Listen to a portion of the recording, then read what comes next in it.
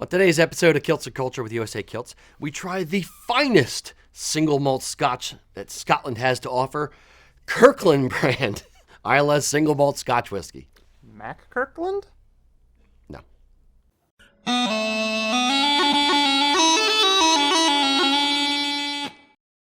Howdy, boys and girls. Welcome to Kilts and Culture. I am Rocky. This is not Eric. He's grown hair. He's turned younger. It's a wig. Darker beard. Just pulls right out. Yes.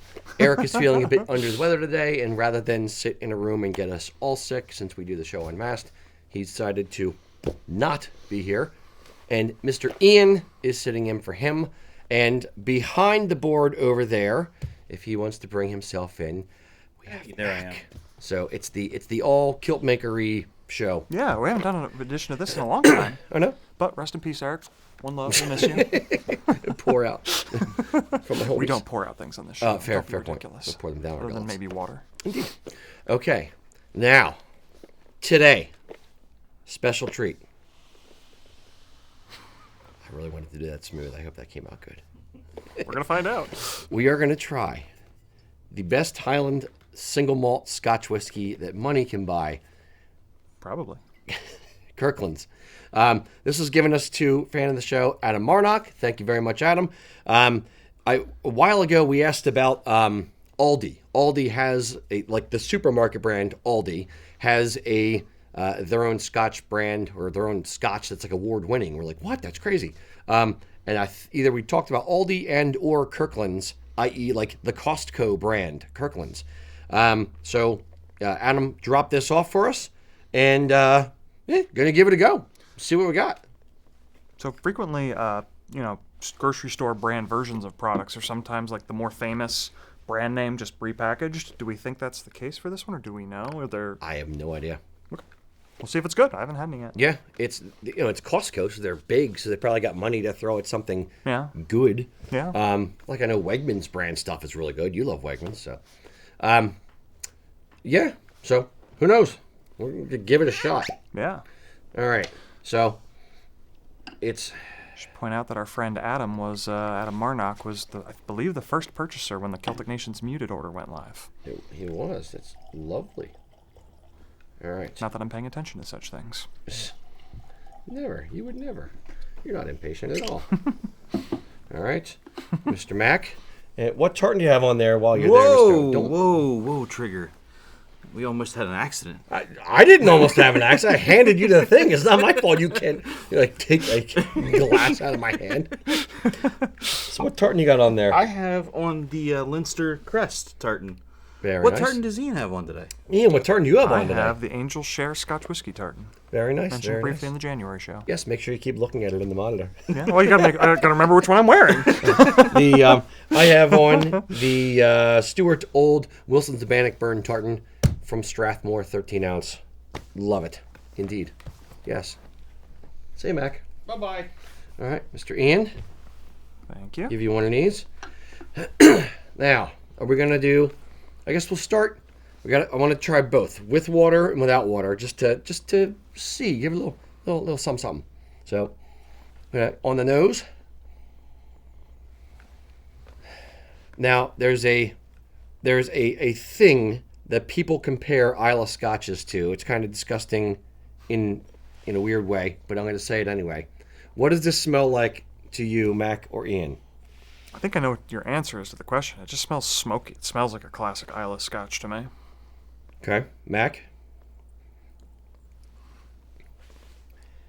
Witness is being led here for me, so I can see where they're going with some of this stuff.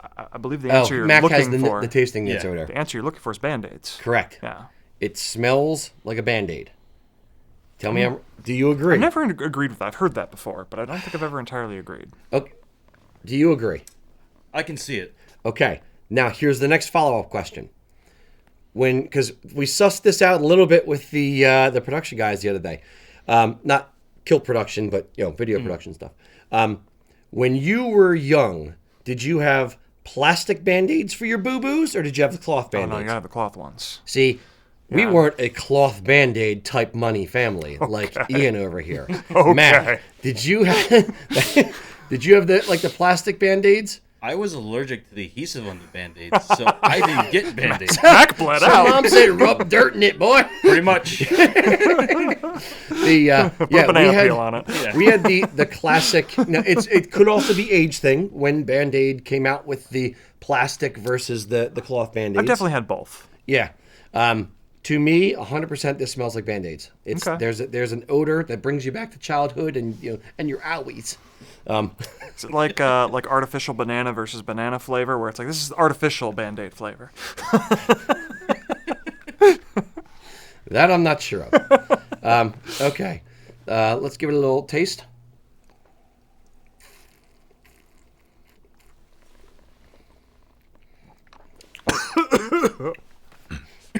Do you like Isle of Scotches? I do.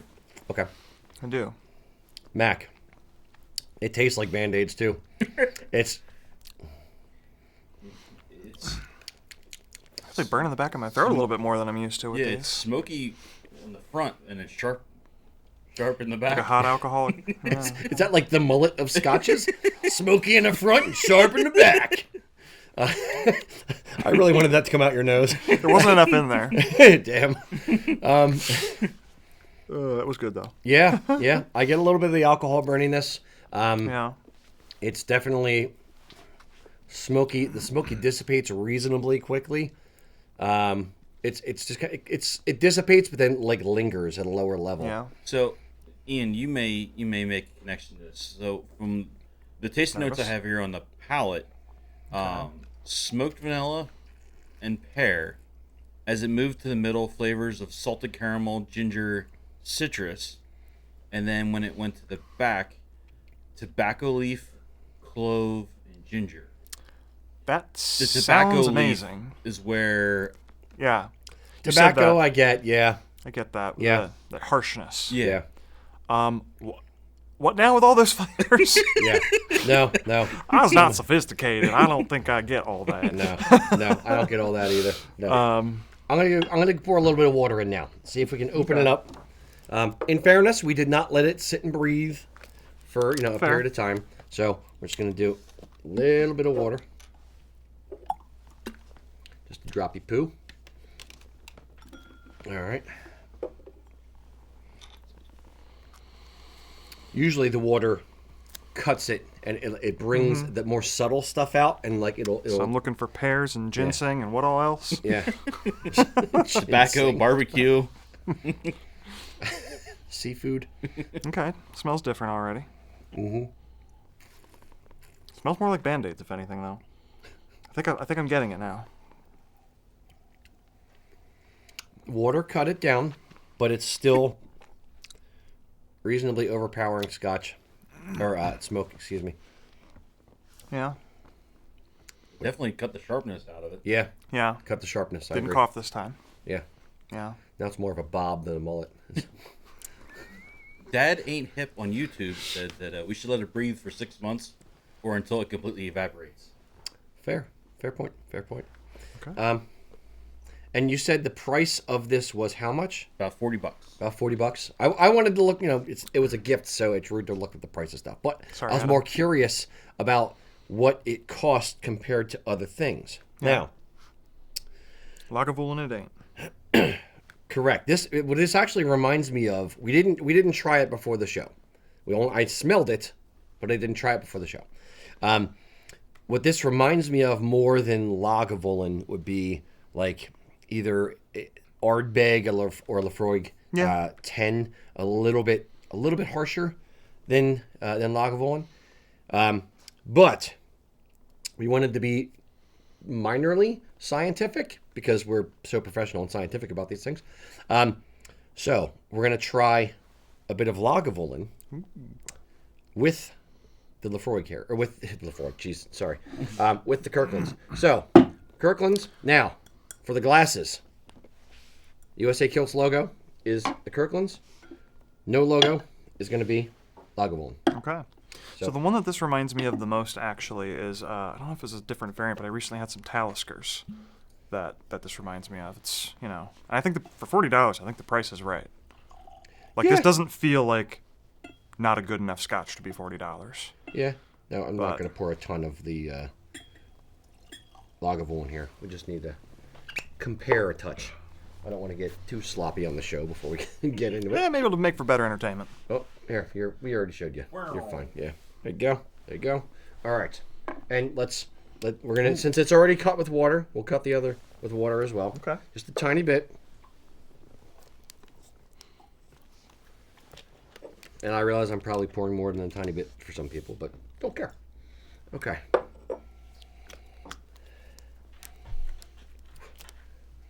It almost has no odor. To me, I'm getting a little bit of sweetness, more than I'd expect for this. I don't think of Lagavulin as a sweet Scotch, but I guess maybe just compared to the more harshness of that one. Yeah, it's definitely more mellow. Yeah, I know. Definitely, I'm getting more of the tobacco note now that I'm comparing on the original. Okay. Very very strong tobacco note when I'm comparing. All right. The Kirkland's is a lot smokier in the smell, and this is definitely sweeter. Mm-hmm.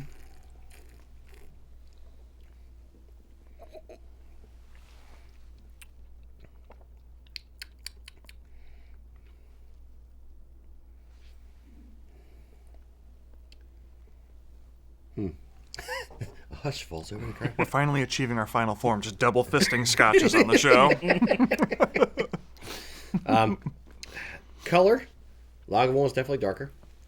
I taste more like charcoal-y kind of in the Lagavulin. It's more peaty. Yeah, peaty and earthy, definitely. The other one, Less smoke, just more peat. The other one just reminds me of smokehouse.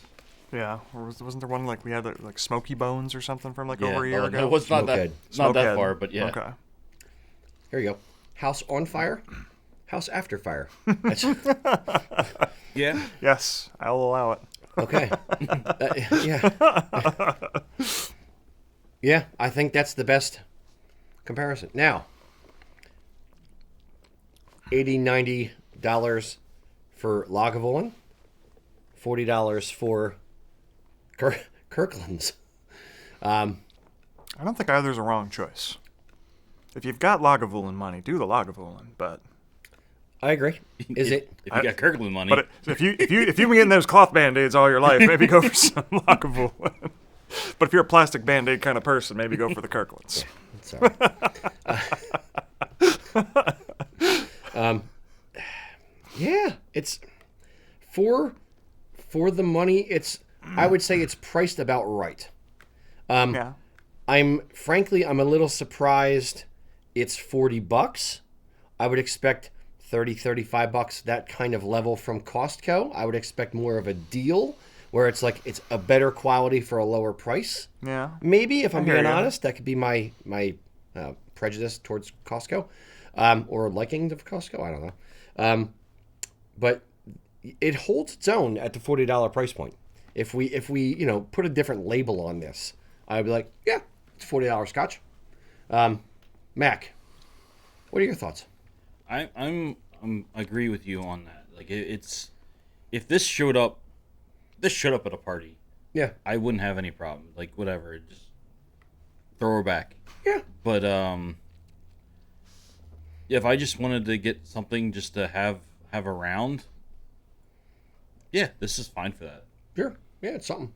It's an Isla, so it's an acquired taste. Not everyone who likes Scotch will like it. If you're not sure, if you don't like smoke and peat kind of flavors, then I would not recommend this, period. But I wouldn't recommend Lagavulin to you either. All right. So if you're going to try one for the first time, maybe a Lagavulin or at least a Lefroy would be a better place to start, just to For an Isla. see what's possible. Yeah. For Agreed. an Isla. All right. Mac, score 1 to 10. What do you got? I'm gonna go 5.9, kind of right in the middle. Little bit more on the other side of the road, but sort of down the middle. 5.9. Okay. All right. Now, are we including the price consideration in that 5.9? That's what I'm struggling with as I'm Yeah. thinking of a number. Or is it's just 5.9? We're just I was going 5.9. I'm just gonna go 5.9. Yeah. Okay. I was thinking 6.1, and I think I'm giving it some extra points for being a good value for the price. I would buy this. I would drink this. Okay. Yeah, my tastes have kind of changed a little bit as I've tried more scotches. So I'm a little bit less Isla, a little bit less smoky peaty now than I used to be. So I'm trying to give it a fair score, knowing that I would have scored Lagavulin much higher way back when. I think Max, I'm around the same kind of ballpark as Mac. I'd say like 5.7. Okay. It's better than average. If I'm going to include the price thing, I'd probably score a little bit higher, but just on the base, not even thinking about the price, 5.7. Okay. Yeah, it's not bad. I think we're all in the same ballpark. Yeah, Yeah. cluster, as it will. I think my preference, if I'm at the store, and this is implying a liquor store here, not Costco, 'cause we can't get this at the Costco here. But if I've got Lagavulin, Lafroig, and this as options, I think most times I'm going for the Lafroig. I'm going that middle road. Yeah. Okay. But yeah, this is fine. I do I not would turn say my this- nose up at a gift, especially from our Yeah, good friend no, Adam. no, absolutely not. We asked for it. We want to try like weird stuff that we can't get and cheap stuff and whatever and expensive stuff. I'm not Let's not pushing. rule it out. If you want to give me that $1,000 bottle of Macallan, feel free. But no, I'm pleasantly surprised that it was good and not oh yeah, well, that's Costco Scotch, all right, kind of thing. Yeah. So, nice. Cheers. All right. Boys and girls, you know the drill. Load in the questions, whatever you got. Yeah, my thing will slowly slide away there. I was hoping you were going to go for just the same smooth motion again. Yeah, it's difficult pulling from the outside. I'm real sneaky with that. Slick. I'm more proud of myself than I should be to figure out how to slide something into view of the camera. All right. It'd be really impressive when you leave via the elevator at the end of the show. Exactly. I'm just do the down the stairs thing. All right, boys and girls, load your questions in the comments. If you have any thing you want to know about Highlandware or anything in general, we are but your humble servants to answer whatever questions you have, period. Start off, Mr. Ian, why don't you give us one of the preloaded ones? Sure. I'm going to share a question from Stephen Matthews. He says, recently Rocky was talking about weavers and mentioned how the craft is dying out, and they're looking for people to hand it down to. Where would one start to look into that? And if a person were to learn the craft of wool weaving, would it be ethical to take up that skill, and open up a weaving house here in the U.S.? Okay. I will backpedal. I don't think I said it's dying out. I would say that it's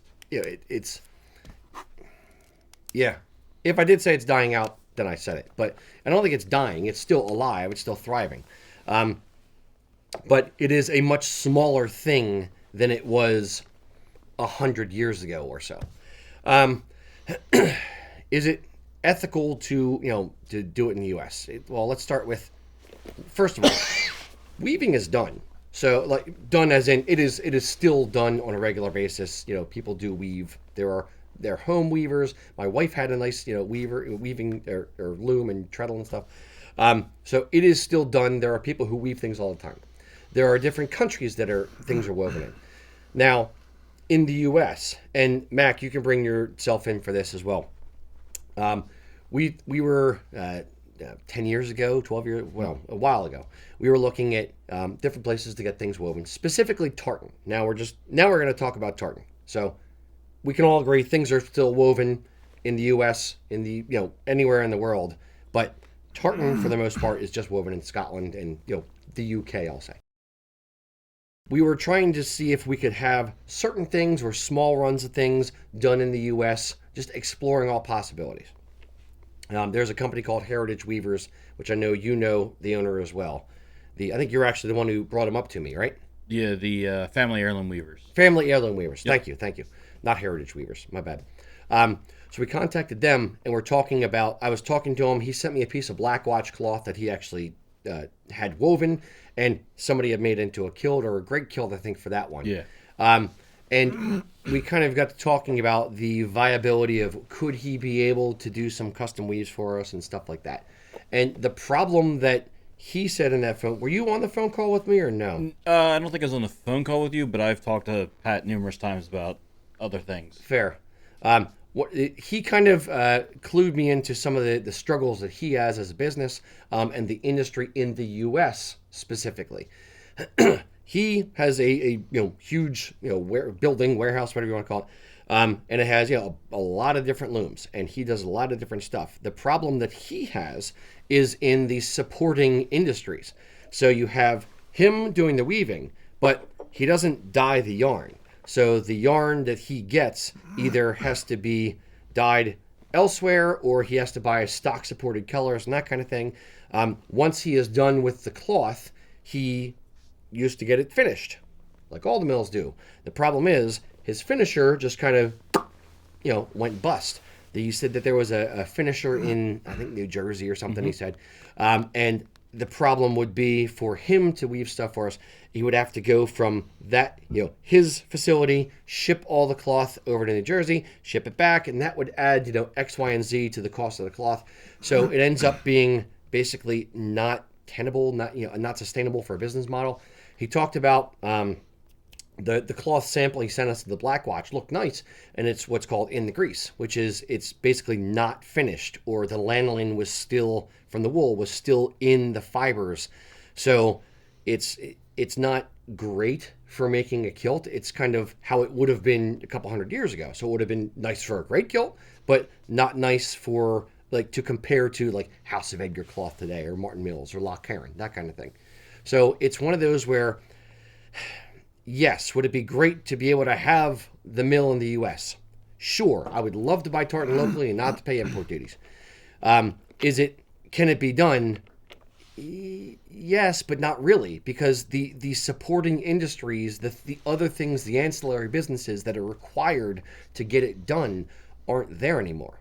So this kind of underscores the point of this is why we want to support Scottish industry, why we want to support the Scottish mills and the English mills and all the stuff over there, is because they had a huge industry in weaving as well, specifically in the Highlands and the borders as well.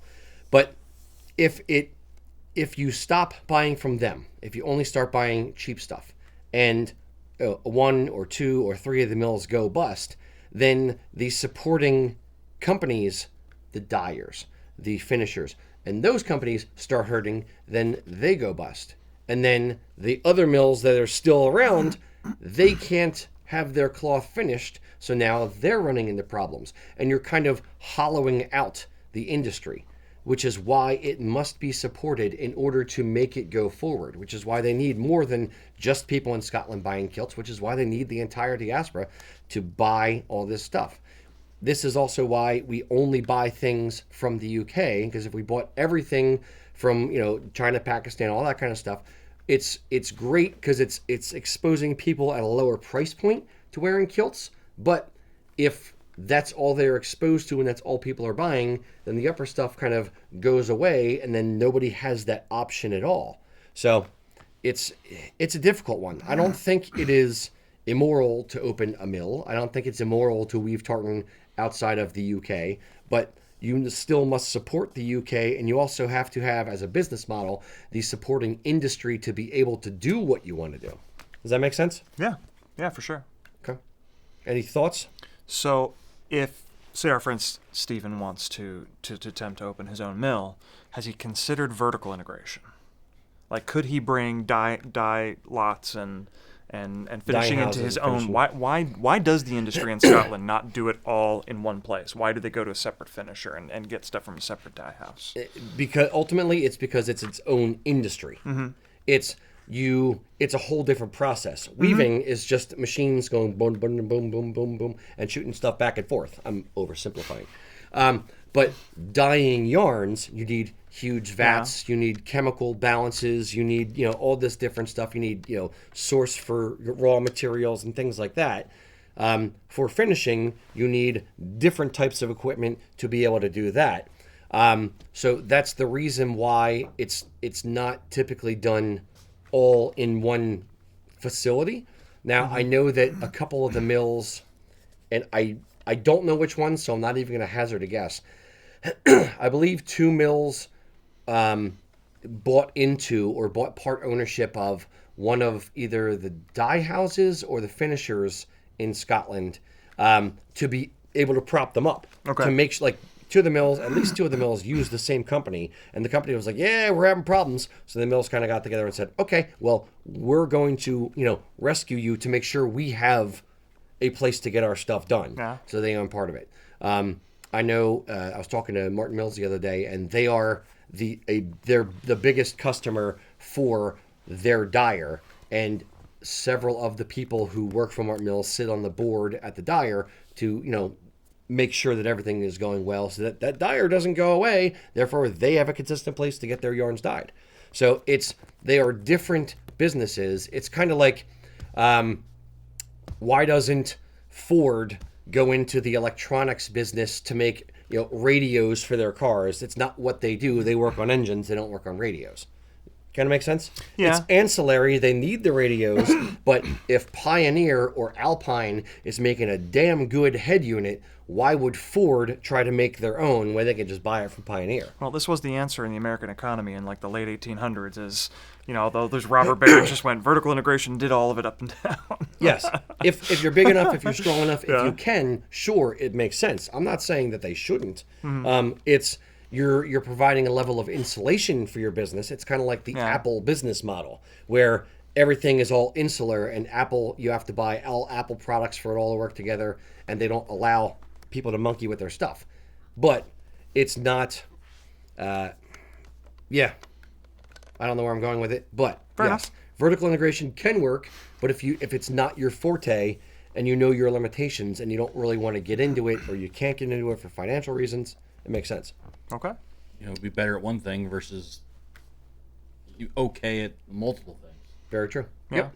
And if you have that there and those people already exist and are doing a good job, it's better to just to pay them to do it and not take on all that responsibility, and pay them well to do it, and then help prop them up if they need it in the long term kind of thing. Okay. Cool. No, good question now. Very good. Very good. Mr. Mack. All right. So we have Joseph asking, now that we've had a little bit of drink in us, I'd like to know how common are reverse pleats?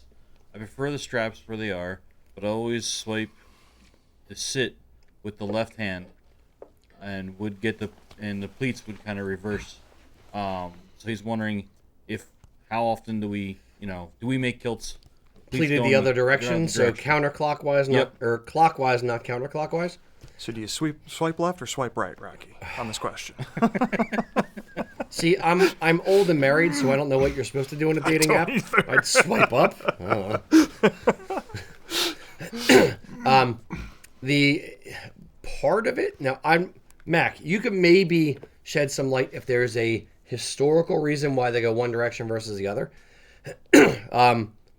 It probably evolved from right-hand sewers versus left-hand sewers, is my guess. I would think the same thing. These are guesses. This is not for sure. These are guesses. When you're making a kilt on a sewing machine, like we do, like an industrial sewing machine, it's easier to do it from one way. Well, I guess you could actually just fold the thing the other way, but like if you're doing a Premiere, you could just fold it the other direction. Yeah. But the arm of the sewing machine, the arm of the sewing machine goes this way, and you're working underneath the arm of the sewing machine. So the bulk of the stuff that you have sewn is out to the side. If you're sewing it backwards, like a women's kilted skirt, some of them run the other direction. You end up kind of like balling it up and shoving it underneath the arm of the machine as you're sewing, and it just becomes more cumbersome to work with. It's definitely trickier to do it that way. Yeah. So you're doing it backwards. So that would be my guess, why it's done one direction. Could you do it the other direction? Sure. It's not done that way, but is there anything stopping you? No. Have at it. Yeah. Thoughts? I'd agree. That was exactly what I was thinking. Yeah, you could do it, but it'd be a lot of bulk in all the wrong places. Yeah. Like some of us. I've got bulk in the wrong place and whiskey in the whiskey. 'Cause I got friends in low places. Notice I passed on the opportunity to specifically make fun of Mac that time. I'm getting better. Fair enough. We never make fun of each other here. We have a horrible time. It's horrible. All right, Mr. Ian, next question. Yep, I've got one here from Will Cooper. He wants to know, is it acceptable from a traditional standpoint to wear a 5-yard kilt with a PC? I'm a high school student without any sort of stable employment, so I'm on a budget. Sure. Could you can put the thing down if you like. You don't have to hold it the whole show. You can. I was going to check it off Just first, if check that's it off. okay. Yeah. Yeah, you can. Make sure I don't ask Will Cooper's question twice. Okay, fair. He would like you to. Like, oh, twice, nice. Sorry, Will. Let you down this time. So what was the question again? 5-yard. Can you Should wear I read it again? Can you wear a 5-yard kilt with a PC, or for formal? Sure. Frankly speaking, the vast majority of people who are looking at a kilt don't know whether it is a well-made kilt or a cheap kilt. Once you get into different types of fabric, you can kind of tell, or the coloration of like a neon color versus a nice wool color and that kind of thing, you can kind of tell. But a 5-yard to an 8-yard kilt, most people are not able to tell the difference. And historically speaking, kilts were not 8 yards up until the 20s, 30s, 40s. Before then, it was a lower yardage kilt.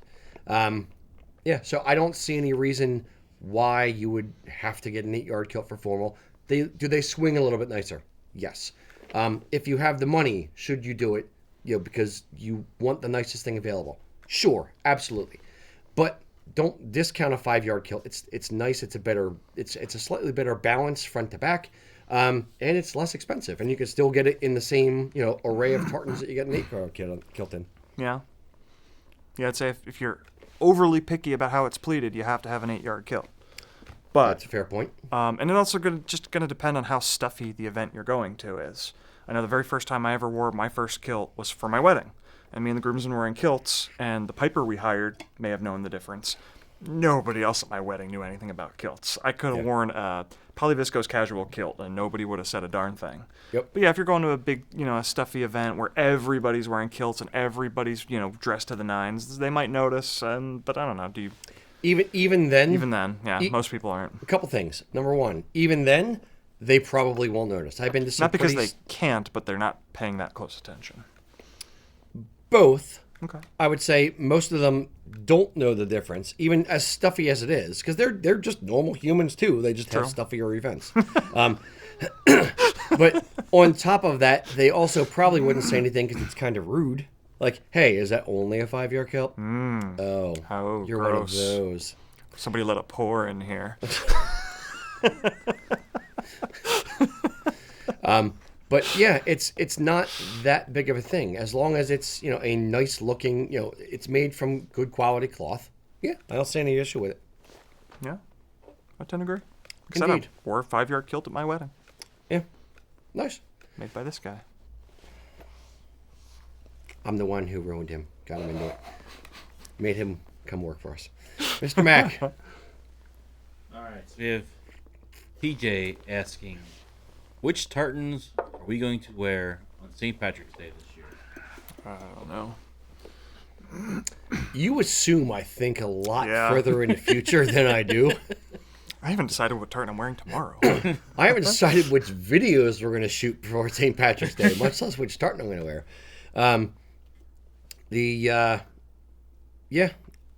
I'd probably say let's do this. What's your go-to if it's going to be an Irish tartan? What's your go-to? Mac, we'll start with you. Go-to Irish tartan. The one I would go to right off the bat, what's that? The one you have on? Or no, I know it. No, down. Yeah, down. Down with the sickness. Or the other one I would grab would be the County Limerick. County Limerick? Okay. That's a good one. It's a good one. Okay. Pretty good. Pretty good. Pretty good. Pretty good. Not bad. Mr. Ian. I own 2 Irish tartans. I own the County Roscommon, which I think I'm going to avoid because of all the orange on St. Patrick's Day. Fair. So I think I might go Tyrone, which is largely like a maroon burgundy and that family of colors. Tan. Not particularly St. Irish Patrick's feeling? in any way, Yeah. but it doesn't look Irish to somebody who doesn't know, but it is an Irish county tartan, so it's fair game. Okay. If I'm going to go based on colors alone, I tend to go for a blue tartan, though. Represent the actual color that is represented by St. Patrick, not the green of the island in general. Yeah. Okay, that's I fair. I have gone that approach before. Spoilers. Oh, sorry, is that a question coming later? No, just the green. Not in blue. I would say for me, and if was it Cameron Waldron wants the County Crest Kildare, I would wear the County Crest Kildare if I'm going to see Cameron Waldron just to tick him off. Is that who it is? Cameron? Yes. So. It's one of them. So we should go fly down to Arizona just to annoy him, just to needle flaunt him, it in front of him. A little bit, twist the knife. No, County Leash is probably my current favorite. It's brown and light blue and light red kind of thing. So I'm digging on that one. But Kildare, County Crest Kildare is another one of my favorites. It's a good one. So it is. It's a good one. I don't know if Somebody should weave it. I don't know if I still fit in my County Kildare crest, but yeah, it's yeah. I wonder if Cameron's just a few sizes below you. No, that dude's he's reasonably buff and skinny, but yeah. All right, so yeah, that's what we're wearing. Maybe, kind of, sort of, if we feel like it. Mr. Ian. All right, I've got a question here from Brian M. Watson. I think it may have been asked before, but the swords on the wall, are they functional with full tang or just wall hangers? And where did you get them from? Yes, I've actually killed 3 people with those swords. People ask the wrong questions. Exactly. People that ask about the swords. Or County Kildare Crest. Number 1 rule of Sword Club. You don't talk about Sword Club. Ian from Armor Class. No, not this Ian. The guy who made our swords was a guy named Ian from a company called Armor Class in Glasgow. When we went to redesign the studio back in 2019, we were looking for really, really cool original art pieces, but not just the crappy wall hanger. Something that actually looked good and was made well and supports small artisans. So the Tars was actually made by a company called New World Kilts or Northwest Kilts. NW Kilts. He's on Etsy. He makes some really awesome stuff. I forget his name. Memory is not my strong suit. Ian is the guy who made our swords from Armor Class. They're based in Glasgow. A couple of our guys that were here in the shop at the time, or employees at the time, did a lot of sword fighting and did a lot of research on good quality sword makers that are current, because they didn't want to just buy cheap stuff. And they were the ones that turned me on to Armor Class and said, look, this dude makes the real deal. He makes good quality stuff. Go check him out. So Armor Class is where we got the swords for the studio. And we bought broadswords because it's very, very Scottish. And check that, basket hilt swords. And I don't typically like the look of basket hilt swords. It looks very weird to me. But this one particularly, this one up there, I dug the look of enough that I was like, okay, that looks good. Got the Tars, got the basket hilts, boom, done. So full tang. Sure, I believe so. Full tang means you don't want to do 3/4 tang. That the sword the sword tapers down to a small bit, and the tang, which is the little bit on the end, goes all the way into the handle, all the way down to the base. So I'm not sure whether it's a full tang. I know what tang means. I'm not sure if it's a full tang, but sure, I believe so. Armor Class does good quality stuff, so I would assume that it is, but that is me assuming. So if I'm wrong, I'm wrong. I prefer Wu-Tang. See, I just prefer that from the production. I just prefer Tang. Armor Class Tang ain't nothing to F with. You almost said it. The reality is we have so many sword people that work here. If Rocky didn't buy a good sword, he would have been run out of the company. I don't know what it is. There's a strong crossover between sword people and people that want to work here. Ready? Claymores rule everything around me. Cream get the money. Dollar bill, y'all. Throwing out to my Wu-Tang peeps. Dollar bill, y'all. Yes. Next month, Gravediggers. 6 feet deep. All right. Enough of the 90s gangster rap. Let's go. Mac, please deliver us from this hip-hop hell. All right. So we're going to go hip-hop to... Didn't know I was that deep, did you? I would have guessed. We're going to go to short kilts now. So we have a different Mac, not this one, a different one. Okay. Asking, I've seen photos / paintings of men wearing kilts 2 to 3 inches above the knee. Why do we have a standard at the knee? And is it okay to wear it like an inch or two above? The We'll just sit back and watch. I love how Ian is like entertained by me squirming. That's for the record. It's funny. Yes, traditionally, historically, kilts were worn above the knee.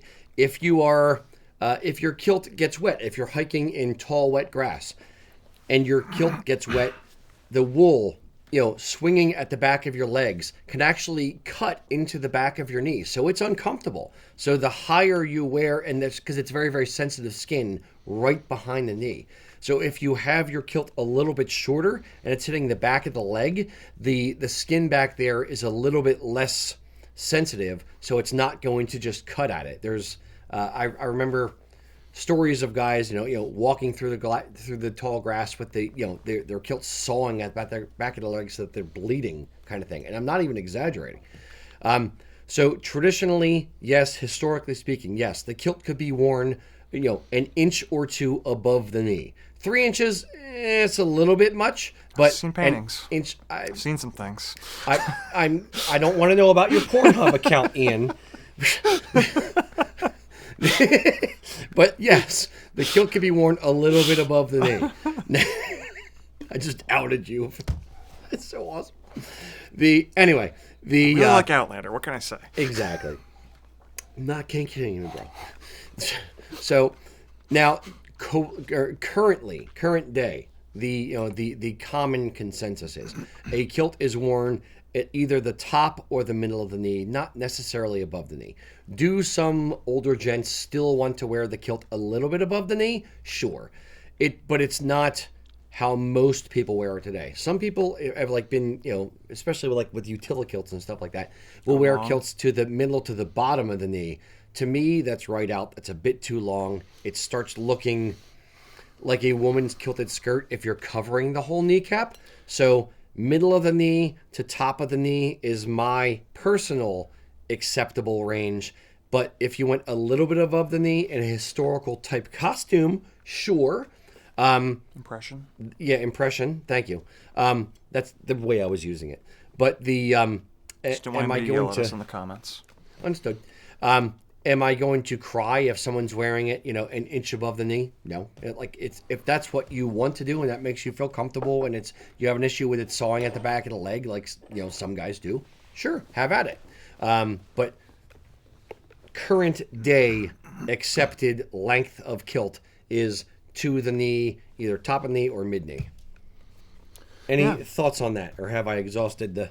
I think it's just a fashion and a trend kind of a thing now. It's been pretty consistent for many decades now, yeah. But it's gone higher, it's gone lower over time. We seem to have settled in at the ballpark of the knee for sure. I've seen some things, man. If you like it that way, that's fine. Some people do. I like it. That's fine. I wouldn't do it, but that's fine. I think the longer, especially if you're getting significantly down below the knee, tends to work better when you've got a great kilt, kind of like a bunched up, kind of like some of the guys in Albanock do. Well, no, in fairness, they wear it to the knee in front. It's just longer in the back because they let it down. It's been over 2 years since I've seen them. I don't know why. Yeah. So just a little thing. Maybe I'm misremembering, but it tends to work better with much more significantly modern type looks than it does with a more traditional kind of men's kilt like we sell kind of thing. Yeah. Now there's fashion, kilts, whether we like it or not, are part of fashion. Now they evolve much slower than regular men's and women's fashion, but they do evolve over time. Yeah. If you think back to the late 1970s basketball players, or they were wearing short shorts. Yeah. That would never fly today. Americans, especially Americans, would never wear shorts up that high. They'd all be called Daisy Dukes. And it's just not something that guys will wear at that height today. We all want to wear, shorts to our knees or just above the knee. So it's kind of the same thing on a much, much, much longer time scale, where it's going down, an inch or two to the top of the knee or mid knee.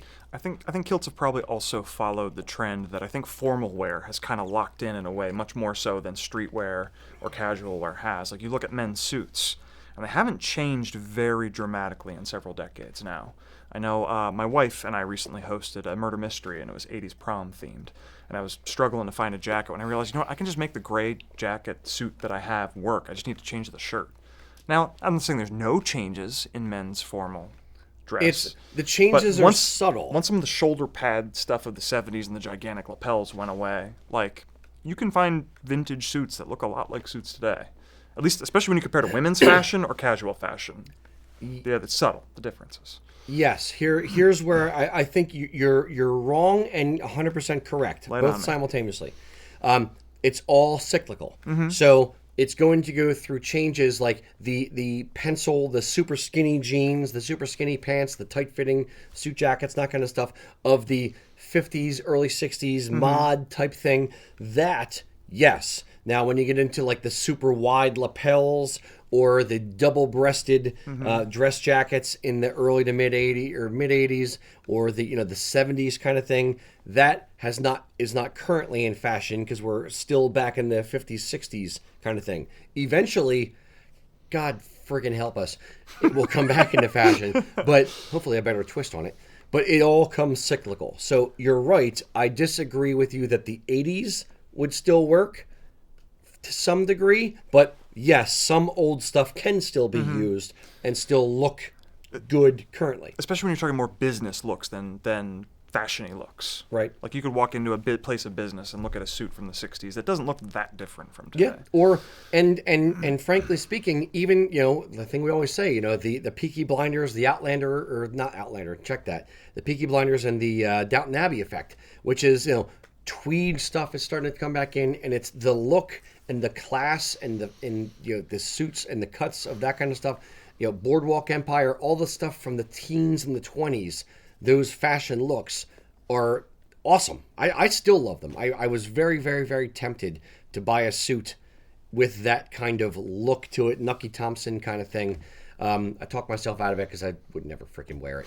But I really, really wanted it. Doesn't look great with a kilt. Yeah, well, no, I thought about doing a tweed suit. Right. Just kind of a retro look.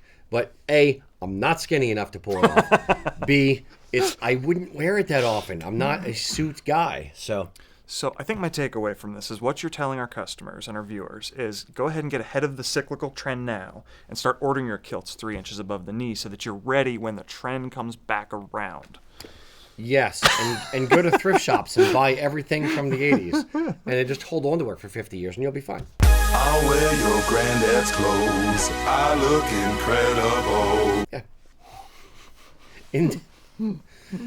Sure, that's my best advice ever. All right. What Don't do you listen got to that for the next advice. one? It's Not terrible. at all. Never listen to me. So I've got a question here from Elliot McFadden. He says, thanks to you guys for inspiring me to become a serial kilter. While I've owned and worn a kilt for over 30 years, I only recently started making it a part of my regular wardrobe after discovering your show. I'm very sorry. We've ruined you. My condolences. My question is, could you combine a tweed or a modern cut kilt jacket with a utility kilt and maybe an Oxford shirt without a tie for a business casual look? He says he knows that a utility kilt is not traditional Highland wear, but he's thinking kind of a kilted equivalent of like a sport coat and chinos or jeans, something like that. Do you think this is a look he could pull off, you could pull off, anyone could pull off? Okay. I want to clarify part of the question. He said a tweed jacket or a tweed or a contemporary cut kilt jacket. Mm-hmm. Mac, bring yourself in for this one. I'm gonna get your opinion on this too. So you little old you. Oh shucks, stop it. So I feel like a third wheel here. Sorry, Ian. He has my heart. Now, Your first love. So, what are your thoughts? Your thoughts on a regular suit jacket with a kilt, tartan or non-tartan? Talking just a regular standard all the Regular peg. standard, not cut, not bastardized, not nothing. Just regular suit jacket with a kilt. Too long. Too long, even if it's a different style of kilt. I think you do need a higher cut to show off the goods. Gotta show off the goods. I don't want to see your goods. So, okay. So we're on the same page. So Yeah. let's assume he meant a tweed kilt jacket or a contemporary cut kilt jacket not a tweed suit jacket and kilt. But we're also, I think, taking out of the equation something like an Argyle or a PC, which is a bit too formal for the look he's going for. We're looking for more of a Okay. So contemporary cut, right? I agree. So either what we call our contemporary kilt jacket, a Wallace kilt jacket, or a tweed kilt jacket with a utility kilt.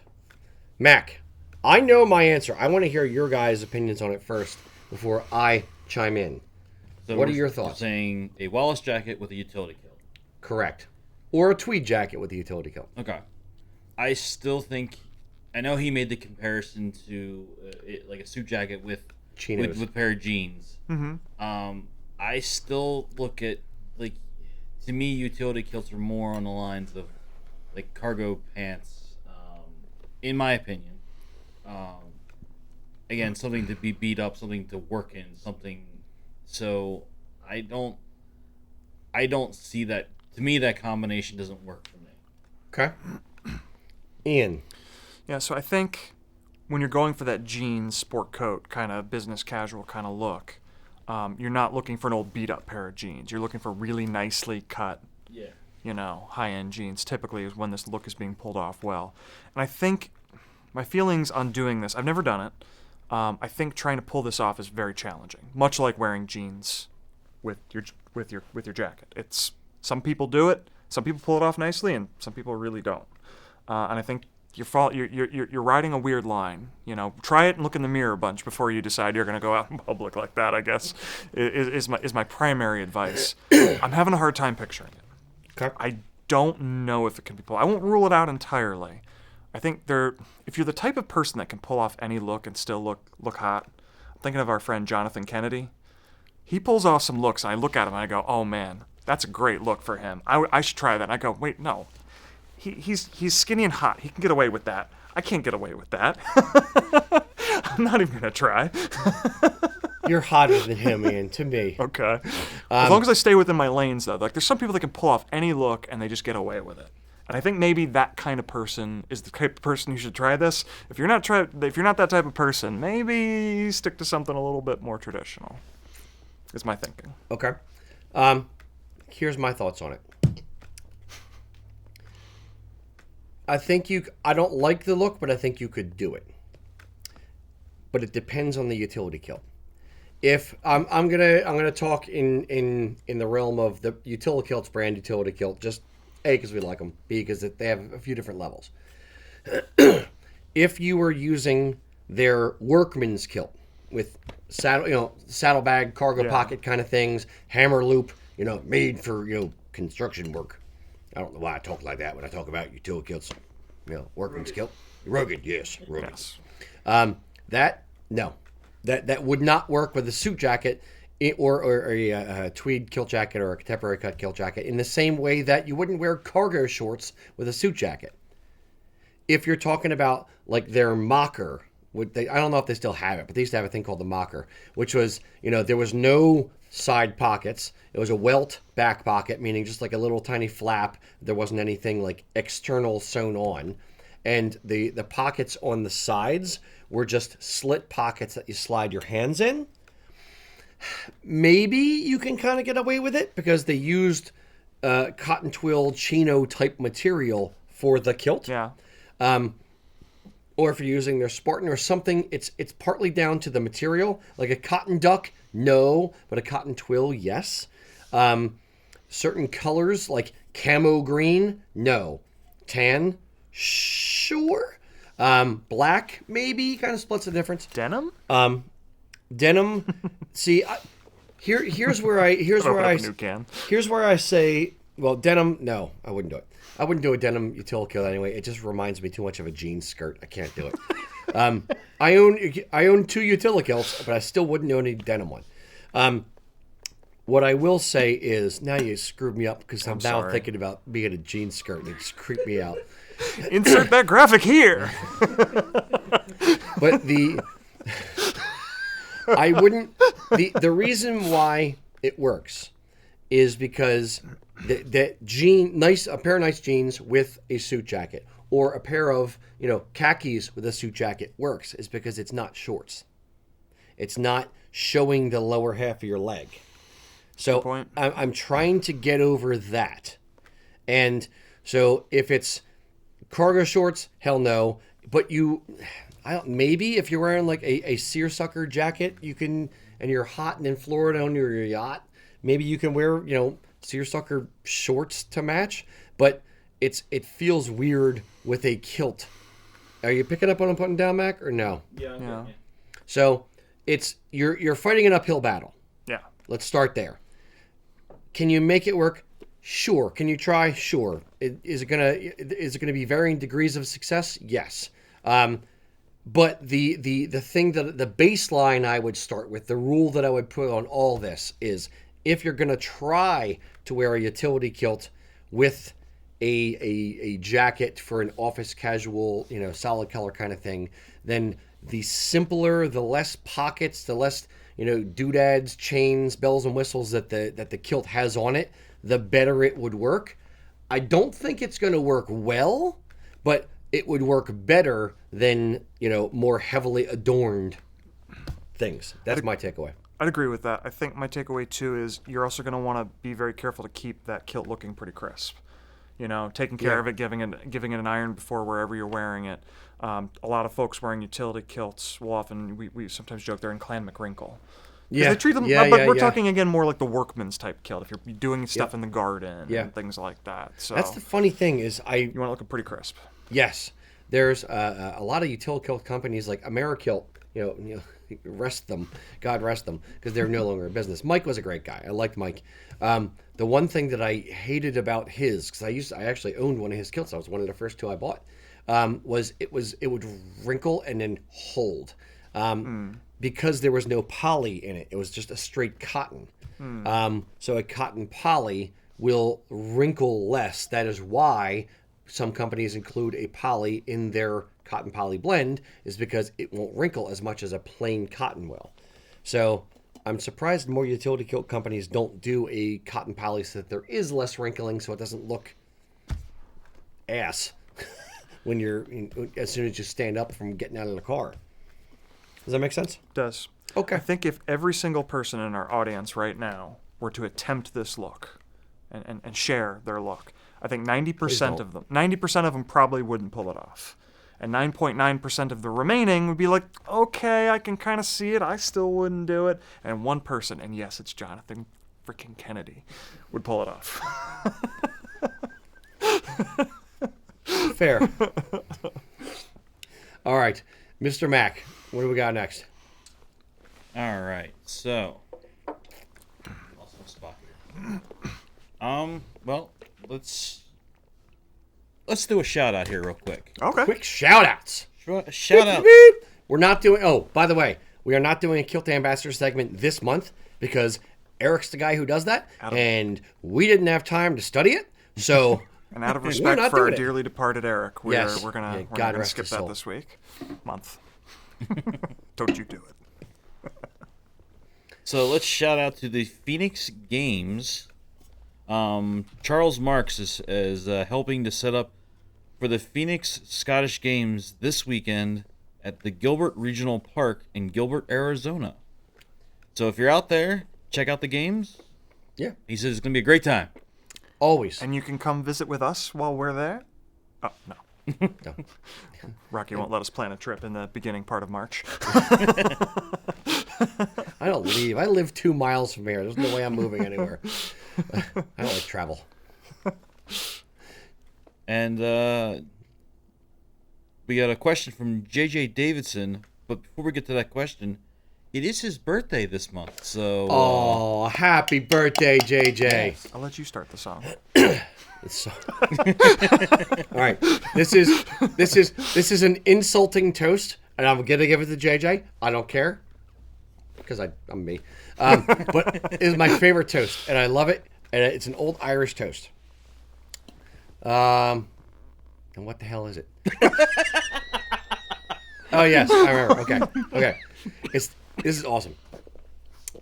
Here's to you as good as you are, and here's to me as bad as I am. But as good as you are, and as bad as I am, I'm as good as you are, as bad as I am. Slanja. All right, Mr. Mack, now that we've insulted JJ, what is his question? He had it coming. Yeah, JJ. He knows what he did. 2 consonants in a row? What are you thinking? AJ, maybe, but JJ, never. All right, so we have JJ, which is asking, is there a good color hose to go with both modern and ancient color palettes? Good color hose to go with modern and ancient. I'll let you go first on this one. I mean, the safe answer is black.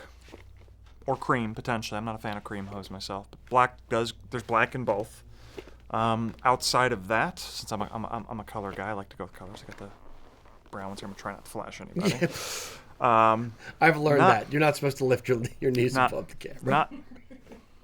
It's my first time in front, so give me a little bit. Hey, guys! Come see my account over now. USAK Kilts OnlyFans, now online. Don't tempt them. No one wants to see any of that. I think with the modern, you really want to go with that tartan navy blue bottle green. With the ancient, you want to go with the love it blue, love it green. I don't see the streams crossing there. You don't like it? You don't like the close blending? If you're only gonna buy one pair of hose and you refuse to do anything else, black or maybe charcoal. Okay. Yeah. That's a good point. If you have 2 kilts, if you have the scratch to afford 2 kilts, you have the scratch to buy more than one pair of hose. Yeah. Let's start from that point. What Ian is kind of saying and not saying is that he would prefer a pair of hose to match the kilt specifically, not try to do one to kind of split the difference. And if you were going to do that, then you'd buy one kilt and split the difference the other way because the kilt's the expensive thing. Yeah. What I would say is kilt hose are $25. It's not like it's going to break the bank and be, it's unless you're buying, super expensive hose, sure, but it's not the break the bank that a kilt would be at $300 to $500 to $600. So, yeah, don't worry about it. Get a couple pair of hose, especially if you want to wear your kilt 2 days in a row. You don't want to wear the same socks 2 days in a row. Yeah. But, desert island only allowed to have one pair of hose for 2 kilts. Because you can take 2 kilts to the desert island, but one pair of hose. Of course, you want to wear hose on a desert island. Of course. Like, it isn't going to be too hot and getting all the sand in your hose would be a nightmare. You'd wear the hose with your sandals because you're German, but Yes. It's okay. So the sand would wear away those hose and ruin them. I wouldn't want $25 for a pair of hose, and you're just going to ruin them. Can in the I sand. make my point? Sorry. If I'm going to do it, either I like charcoal because it's a nice softer feel. I wouldn't necessarily go black. I don't go into the stark colors. Bottle green I would kind of do, but the stark black I don't do as much. I like the softer colors, and I love tweeds, so I like to balance it out top and bottom. If I had to do one for both, I would probably do either charcoal or maybe Love It Blue or Highland Blue, because it could kind of split the difference. Blue is a little bit more forgiving, but even Love It Green would be okay. But if I only had to pick one and it had to match both, and my wife was going to cry about it, I would do probably charcoal, because I don't have to worry about matching, and it doesn't matter whether it's a red based or a green based tartan. It doesn't matter. Charcoal matches anything. Yeah. That's mine. Very good. Mr. Mack. All right. So we have David asking, with all the success of the Irish pubs, do you think a Scottish pub would have the same success? Would a Scottish pub have as much success as an Irish pub? There are Scottish pubs. There are English pubs in America. It just depends on where you are, where you go. There's a place in Hellertown, I believe, called Braveheart's Scottish pub, and they buy a bunch of kilts from us, and they sponsor the kilt run at Celtic Classic. So yes, Scottish pubs do exist. It's not. I would say. Here's the funny thing about Irish or Scottish pubs. Most pubs with a theme like that start off with the best intentions, and they say, "Look, and I'm an Irish guy from Ireland. I want to open a pub because, my town here in America that I just moved to, my adopted country, they don't have a good Irish pub. I'm going to come up with the best Irish pub. And what they end up doing is opening it up, and it's very, very authentic for a time. And then what they find is the novelty of it kind of wears off for the locals. So everyone goes out, supports it right out of the gates, and then it kind of, it's like, okay, it's the same thing. It's just Irish music again. Oh, I really want to hear some rock and roll in there once in a while. I want to hear somebody, and they go, okay, well then maybe we'll introduce, rock and roll Thursday night, or the game Quizzo Wednesday nights, or karaoke Tuesday, and they start coming up with other themes for nights of the pub. And then what ends up happening is the Irish music section kind of gets squished to 1 day or 2 day a week. And then if it's a college kind of town, or there's a college near there, it's a novelty. But again, that's not the type of music the bar crowd wants to hear on a regular basis. And I'm speaking from experience here. Between Kildare's Irish pub, between Brittingham's Irish pub, between Molly Maguire's Irish pub, most Irish bars start off as an Irish pub and eventually kind of over time morph into a college sports bar with Irish decorations, is the way that I generally phrase it. It's sad. It's a fact of business, but the good ones, the ones that are like more frequented or kind of hold on to the authenticity of it, hold on a little bit longer and keep incorporating it in. And if you can make it past the 3-year mark ish as a bar, I think you're okay for a longer period of time.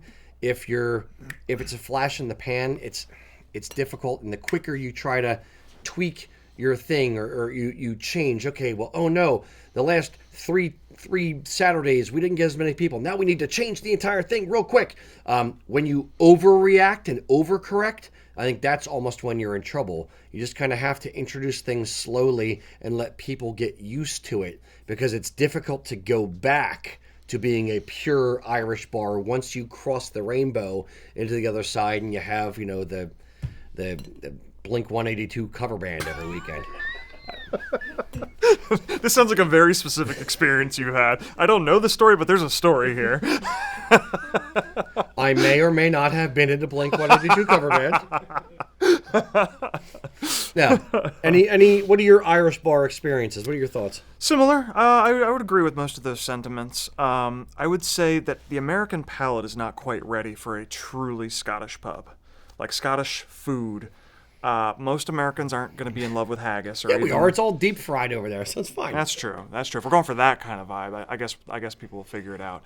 I've been to the worst version of this, though. Yeah. A little over 10 years ago, I was going down for a wedding somewhere near Bel Air, Maryland, and they had one of those tilted kilts. So if you're not familiar with tilted kilt, it's basically a Scottish dressed-up version of a Hooters. And I knew that going in. I thought, but they'll still have Scottish food on the menu, surely, and I can try it. Because I probably hadn't even had haggis yet at that point in my life, or some other things. I was hoping at least to get a Scotch egg. I'd had those. Hooters doesn't have owls on the menu. Why would you think that? Sorry, Mac. Owls. Yes, Hooters, owls. That's what they based it on, right? After the wedding, we went to the Tilted Kilt, and they had 0 things that were at all Scottish on their menu. They had a bunch of Irish things, because most Americans can't tell the difference between Scottish food and Irish food, or accents or dress, for that matter. Or Scots and Irish. Yeah. So, I ended up having a fine enough time, I guess. We were already a little drunk from being at the wedding. But, yeah, that was the worst example of what a Scottish pub can be. I don't know if there's any particular place in America where there's a strong enough concentration of people that have both Scottish descent and are really looking for a truly authentic Scottish experience. See, it'd be tough. It'd be tough business model, but it's potential. I disagree with you. Here's why. Mm-hmm. I think fish and chips, good. I don't eat fish, but a good fish and chips would go over well. And I think there is a curiosity a morbid curiosity to a degree about haggis, that if you had it as both a full meal, the neeps and tatties, the whole thing, and you also had it as an appetizer where people could spend $7 or $8 on it just to try it, just to say, I had haggis last night, and brag to their friends that they ate the weird Scottish food, then I think it could work in that way. And then you supplement it with, the regular burgers and chicken stuff as well. Or you have, curry, because that's what they eat a lot of curry in Scotland. Yeah. But you have some authentic dishes and then some other stuff that's just kind of normal fare. So if you have a family and some kids, the kids have something that, they don't want to try haggis, but they'll have their chicken fingers and French fries. So I guess the advice is if you have little finger food versions of haggis, maybe like little pastries that look like little meat pies haggis kind balls. of thing. Little haggis balls, yeah. Haggis balls, yeah. Fry them. It's great. Yeah. I'm here for it. Now here's how I think it would Scotch work. eggs would go over well. Yes, Scotch eggs as an appetizer. That's what I'm talking about. Now, here's the other way I think it works. You have the area's biggest Scotch selection. Oh, yeah. Whiskey selection, and you're known for that. Yeah. You carry Scottish beers, English beers, now you're Irish talking beers. My language. Yes, because we're talking pub, we're talking bar, and then you bring in some of the food, and you're going more that direction.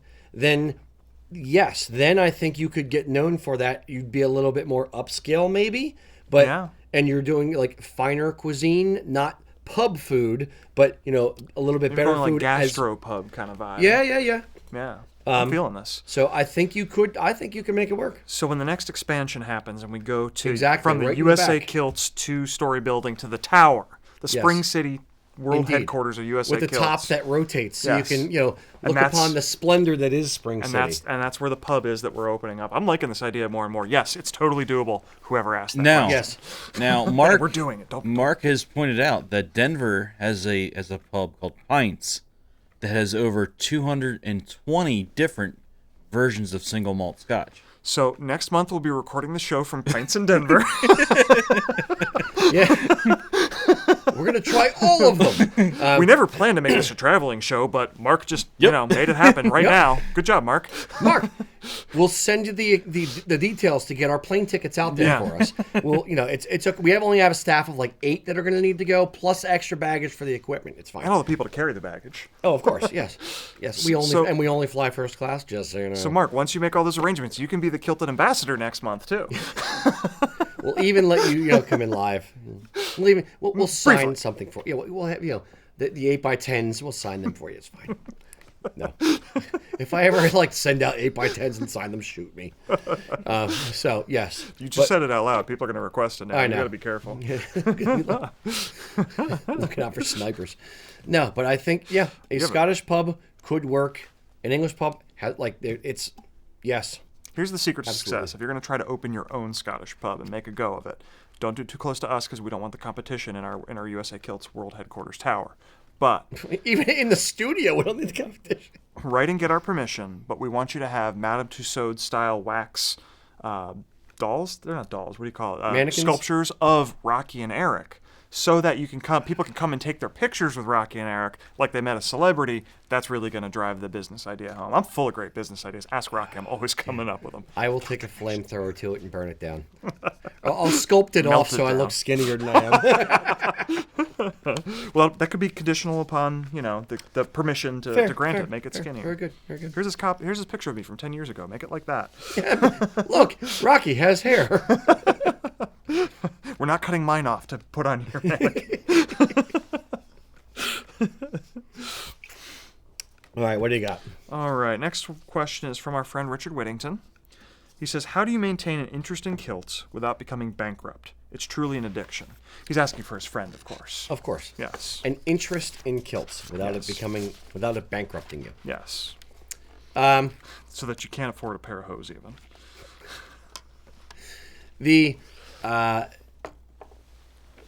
You go first. I have thought, but I'll allow you to pontificate. Wax poetic. I'm not going to share a thought so much as a cautionary tale. I did mention earlier my wedding was the first time wearing a kilt. I had come to Phoenixville to visit the shop, USA Kilts, and it snowballed.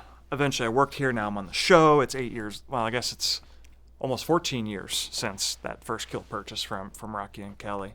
And now I'm trapped, and I can't get out. Rocky literally has me chained to the chair, and that's how I can somewhat afford kilts. They're still expensive, but when you can make them yourself, they're a lot cheaper. So you just have to work here. Yeah. It's fine. So, yeah. Drive in, apply. Yeah. And the other secret is we keep his wife and child locked in the basement so he can't leave. I haven't talked to them in 2 years. Help. Shut! I get the gimp mask again. Oh, God. For that OnlyFans page. Yes, we're off the rails today. Now, in all seriousness, if you're looking to get into buying kilts and you don't want it will potentially become addicting. There are plenty of people who love this stuff, who have one, and they want to buy, the ancient version of their Clan tartan, not just the modern. Then they want to look at, Flower of Scotland's a beautiful tartan, and Isle of Skye, I love purple. Got to get the muted version. Exactly. And Celtic Nations muted, wonderful tartan. So I would say this.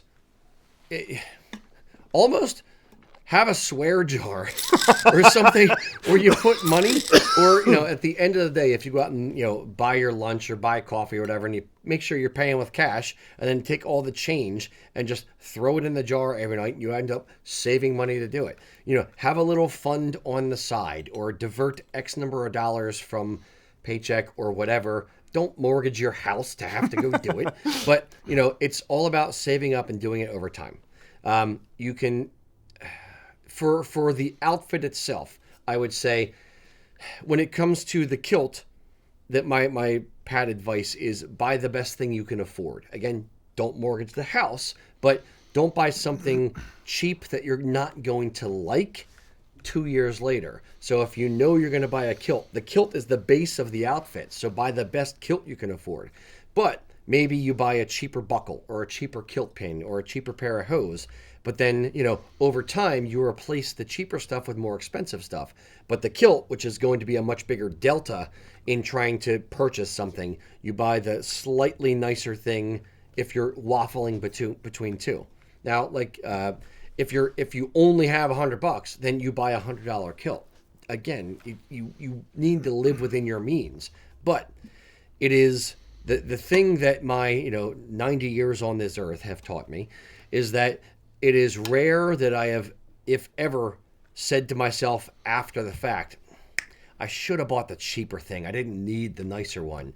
But there's many times where I've said to myself, damn it, I should have just saved up and bought the nicer one. I don't like this thing as much as I thought I would. I should have bought the other one. So again, it's and I don't care who you buy from. You don't have to buy from us. It's just a life thing in general. Agree? So you mentioned the swear jar, or at least the savings where you throw your extra change in the jar. I know there is at least one couple that's on the Kilts and Culture Facebook group that does that, the Irvines. I think we might have featured them once on the channel before, Elise and her husband. Yeah. They do that. The trick is, and I can't quite figure out how to get other people to buy into this idea, if you can convince the people on the street, every time somebody asks you, what's under the kilt? What are you wearing under the kilt? If they have to then give you $1 to put in your jar, you're going to have plenty of kilts, and you're going to be fine in terms of your finances. I don't know how to get them to actually agree to give you $1, though, especially in a day and age where not a lot of people have cash or change on them. Give me $1. Square around. Give me $1 and I'll tell you. There you go. Yeah. There you go. Or, Venmo me $1 and I'll tell you. And I'll give you my best quip. Yes. I could see that. Now, it's a great way to defray the overall cost of the habit. Better way to put it. The addiction. The addiction. Now, Mac, can you imagine if I had a swear jar in my house? Your wife would make you so rich. My wife is the sweetest person to everyone she just meets. And then when you know her, she curses like a sailor. It's hysterical. So, yes, I would have a lot of kilts if I had her swear jar. Yes. You do have a lot of kilts. Fair point. Well, I also have 20 years of doing it. All right. Who was that? I think it's Mac's turn now. Mac. All right. So we have Steven asking, would it be better to wait until I finish losing weight before I purchase my first kilt? What is the weight difference that I can... he's missing a few words there. How much can he gain or lose and still fit in the same kilt? I think that's what he's trying to get at. Yeah.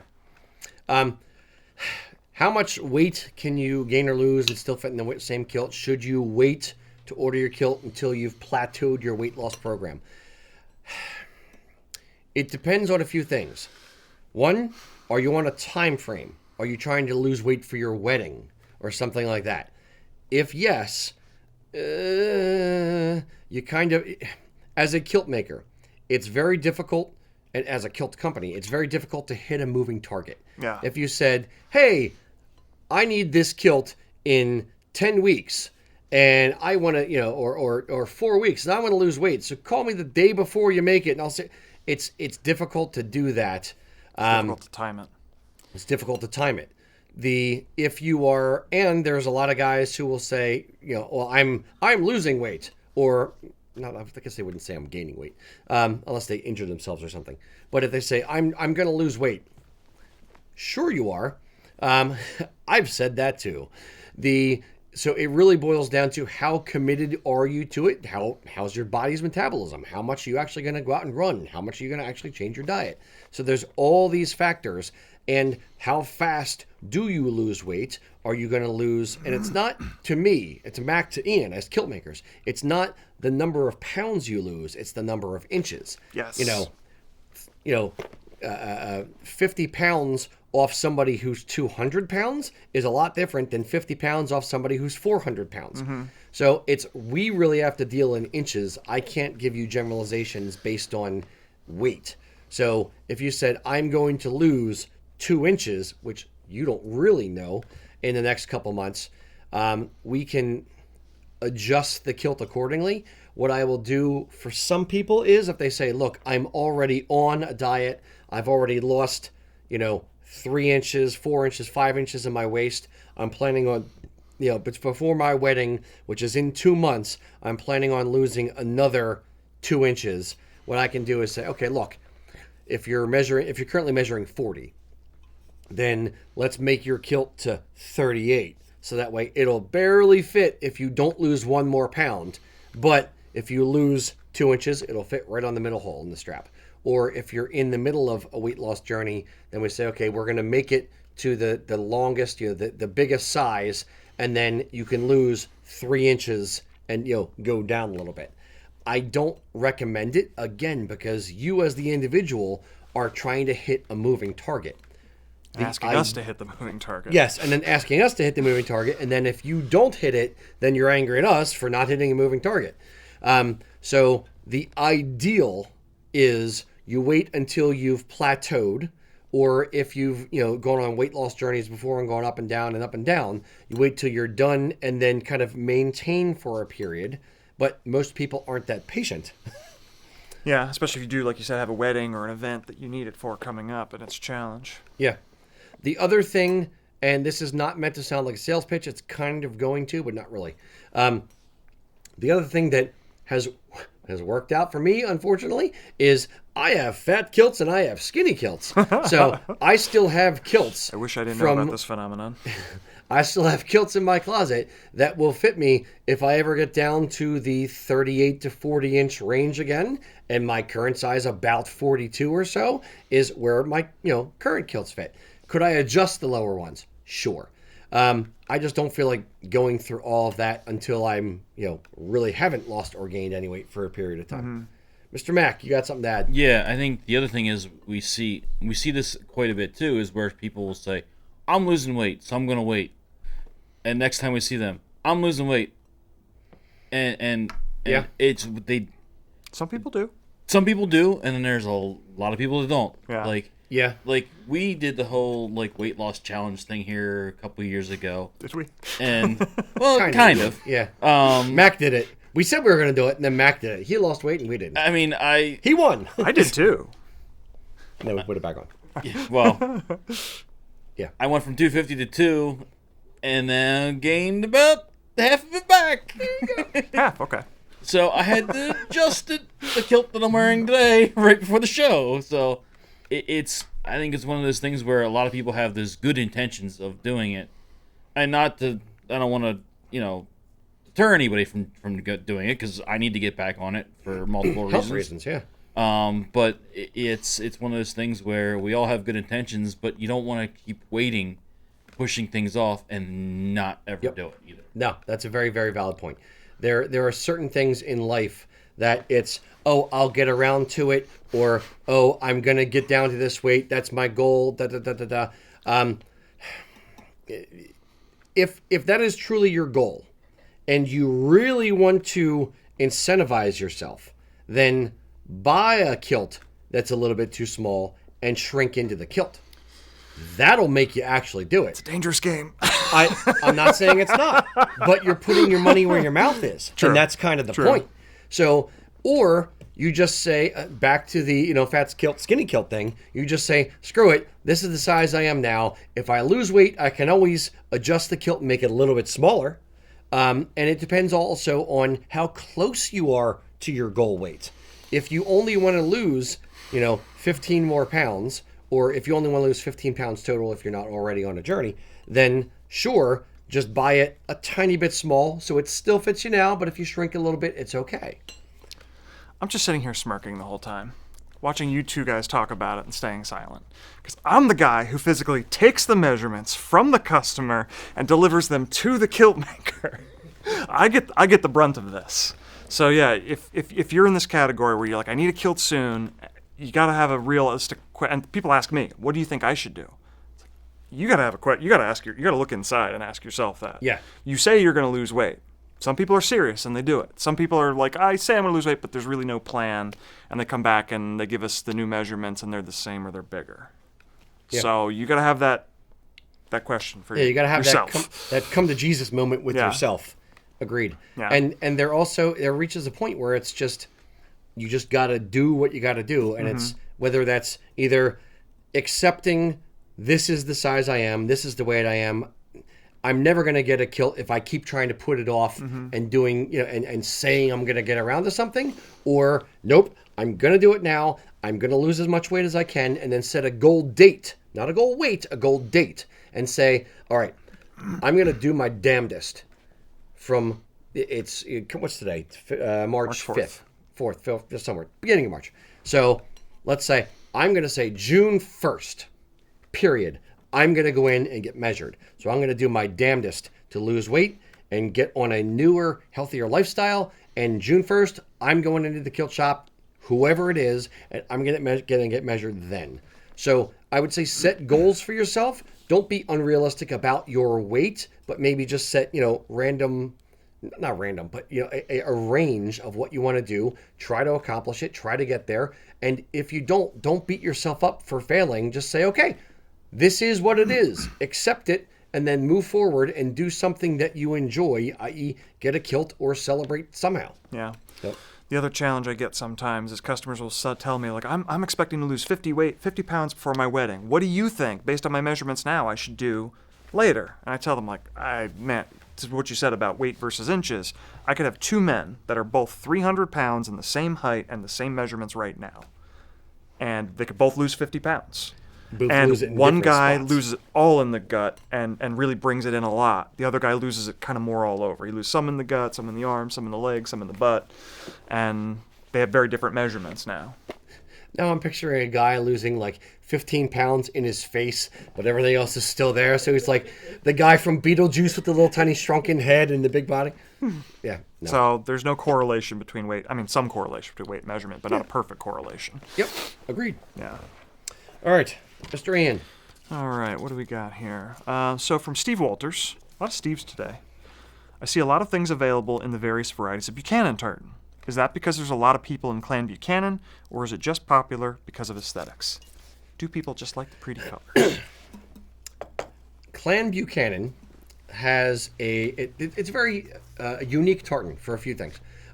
One, there's a very wide yellow section, very wide red section, and then a green section. And it's kind of equidistant. It's a reasonably well-balanced tartan. It is one of those that there people in the modern version where it's bold yellow, bold red, dark green. People either love it or hate it. And there are a lot of Buchanans out there, and it's a great clan. And Kenny Buchanan, great guy, is the guy who runs around the festivals and does all that kind of stuff for Clan Buchanan. the modern Buchanan is only one variation of it. There's also ancient, there's also muted, there's also weathered. There's Buchanan Old, which is a different variation of a different set of the Buchanan tartan. There's Buchanan Hunting. There's tweed versions of Buchanan. So it is a uniquely, I will use the word pretty tartan. It's a nice looking tartan, especially in the ancient color palette. It's a very pastel-y, kind of well balanced design. In the weathered color palette, that's one of my favorite tartans. It's just a nice pale yellow, a nice salmony kind of red, and that brown and gray colors in there. They're three very unique, different designs, and they work in kilt wool. They also work in tweed. Like Martin Mills does a version of a Buchanan tartan in tweed. We have purses from Muckross that have Buchanan tartan in tweed. There's capes and things. It's just a very nice, pretty design. I'd say it, without trying to sound weird about it, it lends itself towards female stuff as well because of how bright and bold and nice and balanced the colors are. So it lends itself towards purses and women's things, but it also makes a great kilt. So I would say aesthetically, taking Buchanan Modern out of it, because some people love it, some people hate it. Even just the ancient and the weathered, it's popular because it's an objectively good design. And on top of that, add in that, yes, there are a lot of people named Buchanan. So it's kind of, chicken and egg thing, which one it feed into each other. Thoughts? It's definitely both. There are a lot of people who are either Buchanans or of descent of the Buchanans. I would say, too, I think there's something else that contributes to this, where a lot of clans of similar size have a tartan that looks a lot like Blackwatch. That bottle green, navy blue, black. Maybe theirs has a red stripe, or this clan that's just as big has a white stripe. So they all do kind of look not the same, but similar, very close. Same vein. Yeah. So from a fashion standpoint, the Buchanan is more recognizable. How many people at a glance are going to recognize the difference between Robertson Hunting Modern and Mackenzie Hunting Modern? Or Lamington Forbes. Yeah. So the Buchanan is distinctive. You're more likely to notice it. So there's a bit of a sampling error potentially here as well. Though it is a popular tartan for sure. But also, I think people are drawn to it. Like you said, there's strong feelings. So people are really like, oh my goodness, the stoplight look of that tartan is not for me. But some people are really drawn to it, especially, I don't like the modern very much myself, but the muted that's available in PV is really nice. I owned that one in a semi-traditional kilt for a long time. So I think there's sampling error, there's the size of the clan, plus it does have great fashion uses that distinguish it from Blackwatch and Scottish National and some of the other variants that all do look very similar. It's probably the biggest one that is distinct from those. And it is also used in one of the comedy classics, best movies of all time, Spaceballs. They've gone to plaid. And in the background, that is the Buchanan tartan. That's Buchanan Modern that kind of washes over them in that scene. They've gone to plaid. We're going to have to add that discussion of that scene to the USAK Kilts and Culture drinking game, where when Rocky finally brings up on the show, you take a drink, because I think it's like the third show in a row you've brought up that scene. It's second, yes. Second? Okay. Indeed. All right, Mr. Mack. I will say Buchanan does wonderful as books as well. I have no idea what you're talking about. No, they can't see it from where. There. Over there. Maybe right there. Further down, though. Can't see it. So, if you really want to get a look at a really wild version of Buchanan, you got to take a look at the Buchanan Inauguration. Brand new tartan designed to commemorate, I think, the new incoming clan chief that's being inaugurated this coming October. It's recognizable as Buchanan, but it's bold. Yeah, and there's also like Buchanan Blue. Loch Karen's done, which is a fashiony kind of version of Buchanan. Yeah, there's some cool stuff you can do with it. Yep, agreed. Mr. Mack. All right, so we have Tom asking, in several older pictures that he has seen, the gentlemen were wearing two different colors of what looks like tartan hose on, and neither of them match the color of their kilts. Is there a significance to those hose? Argyle hose that don't match the kilts. He's saying 2 different colors, so I'm gonna guess they're diced. So meaning Two colors, not like one Two leg is men. this, one leg is that. Oh, Okay, no. that would be weird. yeah. Even for then. I'm assuming he means Diced diced hose. because Sure. you see Yeah. that. So- You can stand for this one. The British military would wear, the red and black. Is it red and black or red and white? it Both. depends. Yeah, Both, yeah. Red and black diced hose with black watch or whatever tartan. Yeah. They're not. Diced hose do not have to be matchy. Diced hose, frankly, aren't usually matchy. Being matchy is very much an American thing and also a current day Scottish thing, where like the hire industry and the rental industry in Scotland, there's a lot of the matchiness is kind of seeping into Highland wear, but traditionally speaking, you didn't necessarily match things. Like you could have a yellowish brown tweed with a modern colored tartan, like a regular green and blue black watch kind of tartan, and it's fine. It looks fine. Same kind of thing with the hose. It wouldn't have to be, you wouldn't have to have navy and black or navy and green diced hose to match black watch. It would be red and white hose or red and black hose diced for black watch. Now, for someone who's new to kilting, what exactly are diced hose? What exactly are Argyle hose? You did bring up. Sure. Argyle hose think of like Argyle socks. They're like tartan on an angle, so it's effectively diamond shape, not squares.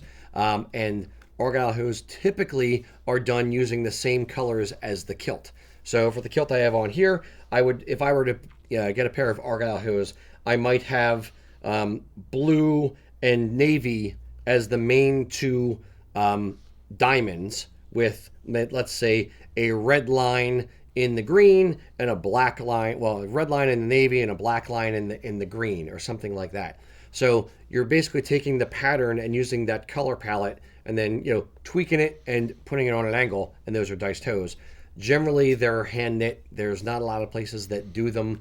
We had one lady who used to do Argyle hose for us way back when, and she retired, and since then we just said, we're not doing them anymore because we couldn't find anyone else to do them. So don't call me and ask for them. But those are different from diced hose, which are just 2 colors, and it's kind of checkerboardy squares. Yeah. Have the kids play chess on your hose. Do you think Argyle hose are something of the past now, or do you think they'll eventually come back around? It all comes back around because it's all fashioned to a degree. I don't think that they've definitely lost steam. 2 reasons. One, reason number 1, because there's a lot less formal events, and you generally don't wear Argyle hose for day wear. You generally reserve them for more formal type functions.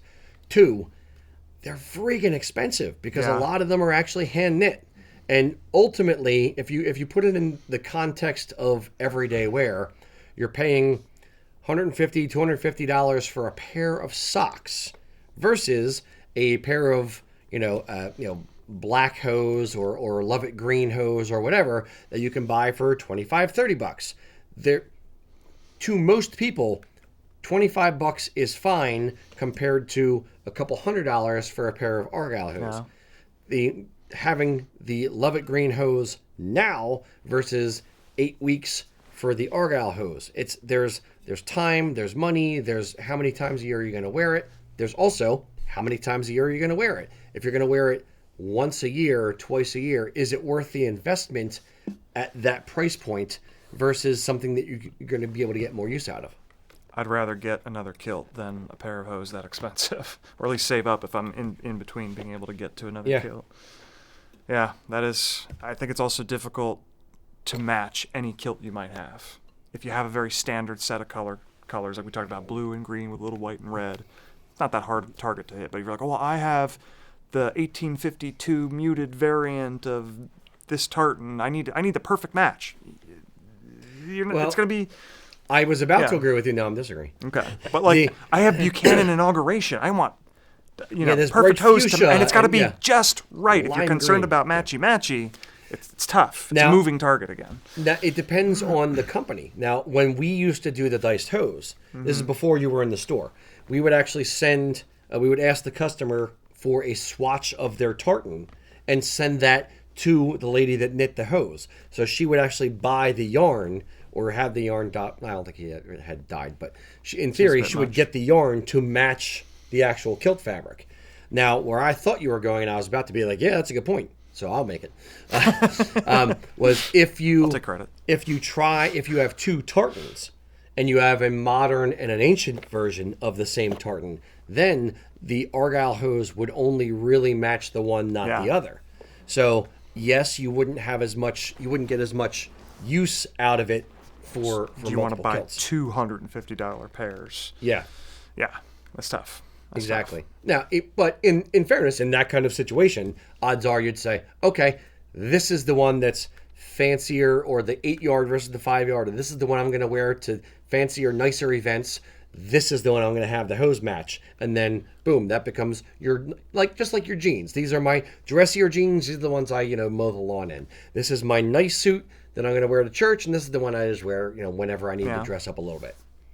Make sense? Yeah, my thinking with dressing up with kilts is generally to let the kilt be the main show, and I tend to go solid colors elsewhere, as a rule. Not always, not 100% of the time, but solid color shirt, solid color tweed, solid color hose. It makes it easier for the kilt to do the work. And if you've got diced hose and a kilt, and you've got like some kind of patterned paisley shirt, and we're starting to go back to recreating the worst look possible. It's too much. Yes, you are. It's too much. So I would say a paisley shirt with any kilt is too much.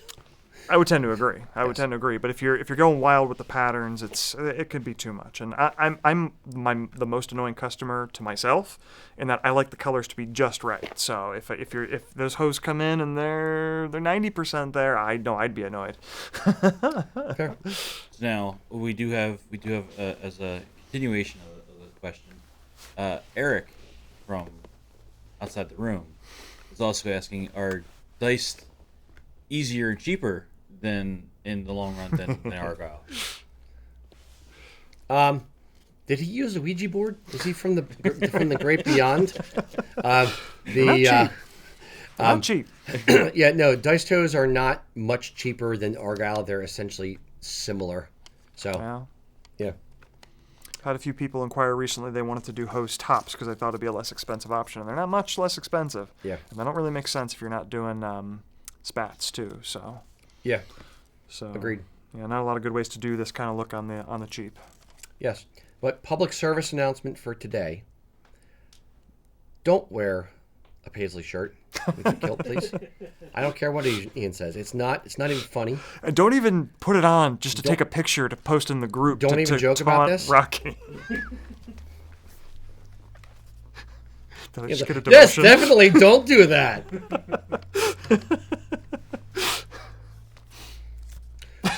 Another public service announcement. We're extending store hours. Ian will be here till 10 o'clock at night, every night. Be sure to stop in around 9:45 and then talk to him about a full package. He'll love it. He doesn't mind at all. Mr. Mack. No, that was you already. Mr. Ian. Turnaround is fair play. Let's keep it below the knee here. So our friend Dean Morris asks, should hose flashes be exactly on the side or just sort of? He says he sees a lot of guys wear them nearly in the front. Is there a 100% correct standard way to do it, or is you do you an appropriate response to where do the flashes go? Sure. There's a range that's acceptable, and there's also British military regulations. So I'm not in the British military, but to the best of my knowledge, Yet. the Not that nationality attitude. might be an issue. Age, weight might be an issue. Think of your leg. If you're looking down at your leg, specifically your right leg, we'll do that example, as a clock. So 12 o'clock is dead on the shin bone, 3 o'clock is dead on the side, 6 o'clock is the back of the leg. British military regulations are, and Mac, correct me if I'm wrong on this, the edge of the flashes should be at 12 o'clock, the edge, so that it's in line with the shin bone, kind of wrapping around to the 2 o'clock spot on the leg. Many civilians would wear their flashes in the 1 o'clock to 3 o'clock kind of position, or the 2 o'clock to 4 o'clock, like square on the side of their leg type position. So that's why I say there's a range. There's a way that it's traditionally kind of done, but there's no, within that range, there's no, oh my God, you're doing it wrong. Stop, please, you're embarrassing yourself. Any of that is kind of okay. Now, if you put, one, flash on the outside of the leg and one flash on the inside of the leg, no, don't do that. Do not put them in the back. Do not put them both square in the front. But they should essentially be slightly off to the side, somewhere between 12 and 4 o'clock on the leg. Don't put the mid-thigh and then ask one of the groomsmen to then remove it for you at the wedding. That was a gag. That happened to me at a wedding. Did it? Yes. It's a lot of times if you're wearing a kilt to a wedding, if the DJ kind of is in the know, what he will do is for that gag where you have to remove the garter, when they blindfold the groom, you get the guy in the kilt to sit in the chair and then he put the garter on and feels like his wife's hairy leg. No. So you've talked about a range. What do you do? For me, I usually lean it a little bit more forward. Okay. So I'm not necessarily square on the edge of the shin, but definitely in the 12:30 to 1 at most range. I definitely go a little bit more forward. And I've moved it forward over time. I started off putting them, flat on the sides. Yeah. But the older and more curmudgeonly I get, more traditional kind of leaning, I kind of move them forward a little bit. I would say when I first started, I was firmly centered on 3 o'clock, the center between the two flags. Right. But as I've grown more curmudgeonly, I guess I don't think of myself as particularly curmudgeonly, but let's go with it. I've shifted around more like 2:30, maybe as much as 2, but probably more like 2:15, 2:30. As the center of the flashes? Okay. The center. Yeah. Got it. So 2 to 4 to start, and now more like 1:30 to 3:30. Okay. Yeah. Good to know. How about you, Mac? What are you doing? Do you ever wear flashes? Right now, no, I don't. But when I do, yeah, it's more kind of right on an angle. So I'd say probably about 1:30. 1:30 is the center. Start? Yeah. Oh, Right. okay. Okay. Indeed. I agree. Good. Okay. Very good. That's what we do. Hope that helps. All right, Mr. Mack, what do we got next? All right, so we have Mick asking a question, and I think this is a little different for us. He says, "Hi guys, I'm thinking of dipping my toes in, but really don't like the look of a sporran. Okay. Is it sacrilege to think this? Is there some other option? Is a kilt sans sporran just not done?" Do you have to wear a sporran when you're wearing a kilt? He said he's just dipping his toe in, he's just starting to wear the kilt. So, or about to get started. I would say this. The longer you wear it over time, the more you kind of develop an eye for what looks good and what looks less good. When I first started wearing a kilt, I would just to put my chain wow, I'd build pockets for the back of it. I did all kinds of crazy crap. Would I do any of that now? Crazy Utes. Yes, you damn kids. They're crazy chain wallets. And they're U2 cover bands. Blink 182, that's who it was. So don't go bad mouthing YouTube. We're YouTubers. No, U2. Oh, okay. Yeah, I'll Gotcha. badmouth U2 all I want. Go for My it. wife No loves them. complaints. I can do it, You better yeah. hope your wife doesn't watch this show. She doesn't care. She gets enough me at home. Hey, what the heck was I talking about now? Crazy Utes. Mac, what was the question again? Sporrans. Sporrans. Do you wear a sporran with a kilt? Yes. You develop an eye for it over time. So, do you have to? No. If you didn't, could you do something else as a sporran? I never did. There are some people who will say, "Oh, yeah, you can wear a fanny pack," or we don't call it a fanny pack in the UK. That means something else. But a hip sack, a bum bag, as it were, as a sporran, or just to carry your stuff. To me, it just has screams of 1984. I wouldn't do it. Or 1988. I wouldn't do it. Would you? A kilt just looks right with a sporran. You need something there in the center. The sporran helps you when you're sitting to kind of help the front apron fall between the legs, helps hold down any unsightly bulges, shall we say. It also is practical to help you carry your stuff. If you're wearing a utility kilt and you have pockets, then no, you don't have to wear a sporran. Some guys who wear utility kilts want to wear a sporran because they like the look of a sporran. If I'm running around in the shop or I'm just running to the warehouse for something and I'm sitting down most of the day at my desk and I have a kilt on, would I wear a sporran? No, I usually take it off, and then if I'm running around, I just run around without a sporran on. If I'm going out somewhere, if I'm going across the street to Wawa, if I'm going into the store to speak to customers, I will absolutely put my sporran on because it just looks right to a degree. And not that you can't do it, it looks a couple degrees off. Somebody might look at you or me or whoever in a kilt outfit. Let's say you're wearing a sweater and a kilt and hose and flashes and ghillie brogues, but with no sporran. They might look at it and go, something's missing, and not quite recognize what it is, but something does look like it's missing. Thoughts? Yeah, my first reaction was, I'm going to answer your question with a question. What kind of kilt are we talking about? If it is a utility style kilt or some other form of contemporary style, it's a little bit more commonplace to not wear a sporran, especially if you have other options to keep things. The practical thing of just having somewhere to put your stuff cannot be ignored here, of course. In my current role down in the store, I make a point of wearing my sporran all day. There's things in it that I need. It helps complete the look when I'm talking to customers. When I was just a kilt maker here and I was wearing a kilt, I'd be wearing my sporran on my way into work because I was stopping at Wawa or what have you. I need it on me. But the minute I get to work, it's in my way. Like, the cutting tables are high, so banging against the sporran, I immediately take the sporran off. It's in the way. If you're doing any kind of practical work, potentially going sans sporran is the way to go, at least situational. Yeah, I agree.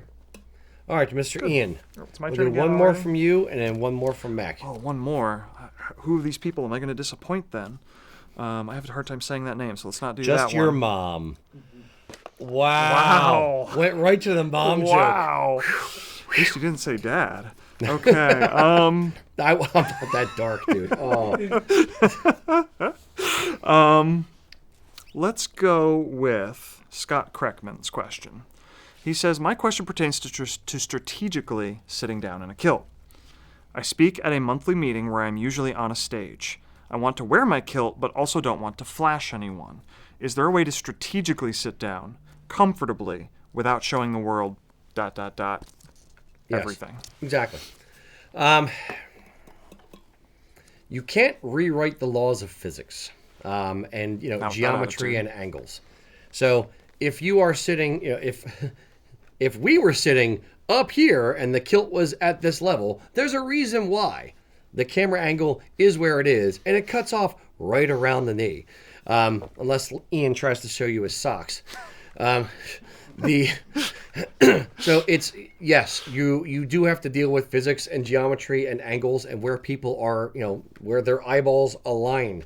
What I would say is this: the best thing to do for sitting down when you have a kilt that I do, no matter where I'm going, is when you have a sporran on and you back up to the chair, back up to it, bend your knees so that you're standing in front of the chair, and kind of in one fell swoop, you are bending your knees with your back straight. You're pushing back against the chair so your pleats just kind of drape on the chair and they're not getting bunched up. At the same time, I have my hand on my sporran, pushing it down between my legs as I'm sitting down, and then you man spread a bit so that the sporran falls between your legs and you're pushing the apron down. If your aprons are a bit taut, what you can actually do is pull the under apron over a little bit so it's not wrapping around this side of this leg and kind of falls a little bit more between the legs to maintain a little bit more modesty. That would be my tips for you. Yeah, I would say you can't go a middle road. You either need to be, knees tight, really close together, which is not comfortable, and not particularly great look, or like you say, man spread a bit and push down. Yeah, sure. Not so much that you're encroaching upon your neighbors, but just move your legs a little bit. Hopefully, you have a little bit of room, especially if you're on stage. You probably have plenty of room.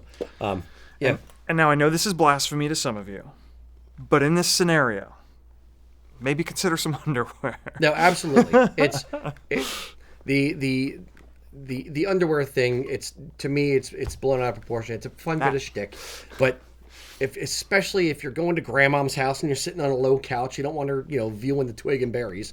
So wear a pair of dark underwear. If you're going to be high on a stage or on a low couch or something like that, it's not as big of a thing as you think. Especially Frankly, if you know you're going to be on that stage. yes. The only person that it matters what you're wearing under your clothing should be you.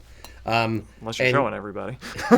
Yes, and you don't want to, if you're performing on a stage or giving a speech or whatever, and there's other performers, assuming that you're sitting down so somebody else is going up and doing something, you don't want to be the distraction where everyone in the audience is like, hey, you see that dude? You don't want all of those things. I'm just gonna start scatting too now.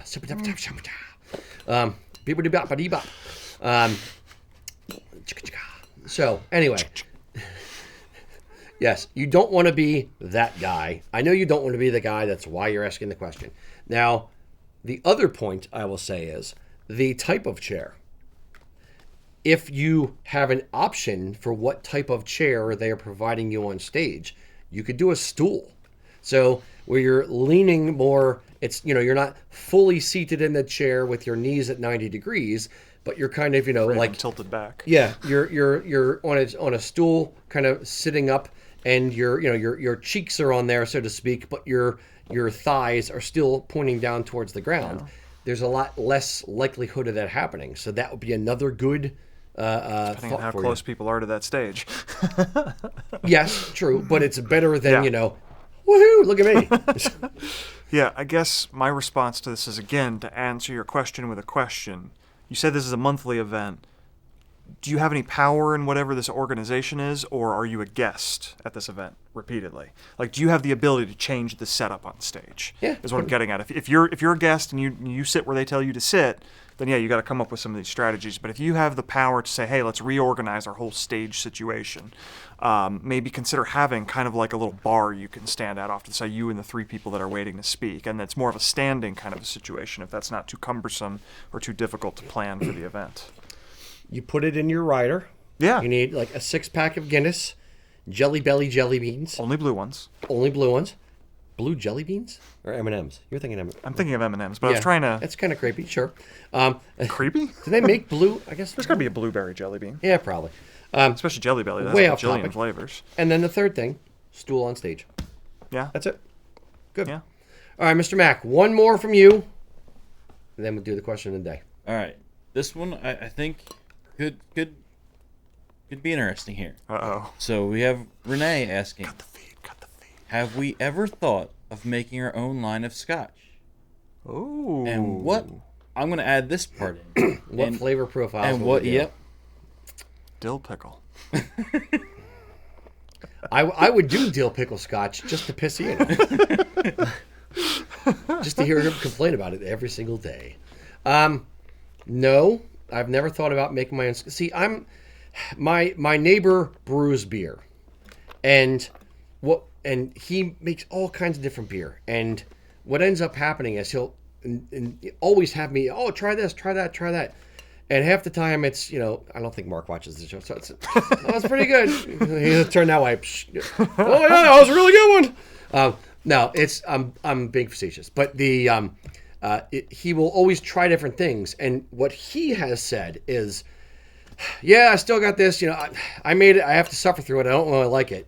And I would hate putting any amount of time and effort in. My time is already too short as it is. I would hate putting time into brewing beer and then finalizing it and hating it and throwing it out, spending all the money on all that stuff anyway, and then just go out and buying a case of, Dirt Wolf anyway. So, for the Scotch, that kicks it up a notch because we would have to figure out what the heck we're doing or find someone who knows what the heck they're doing and then wait years for it to mature unless we use granddad's old, method of sticking it on the window. we would have to wait years for it to mature, and then if we didn't like the finished product, I'd be furious. Yeah. Or not furious, disappointed. I would be deflated. And So if you're doing like a 17-year aged Scotch, now not only are you mad that the one you took 17 years to age isn't good, you've got 16 more years that are sitting in the barrels waiting to now restart the process of tweaking the recipe. see, if Now, you probably don't start with a 17-year if you're starting. But depending on how let's say it's a 10-year.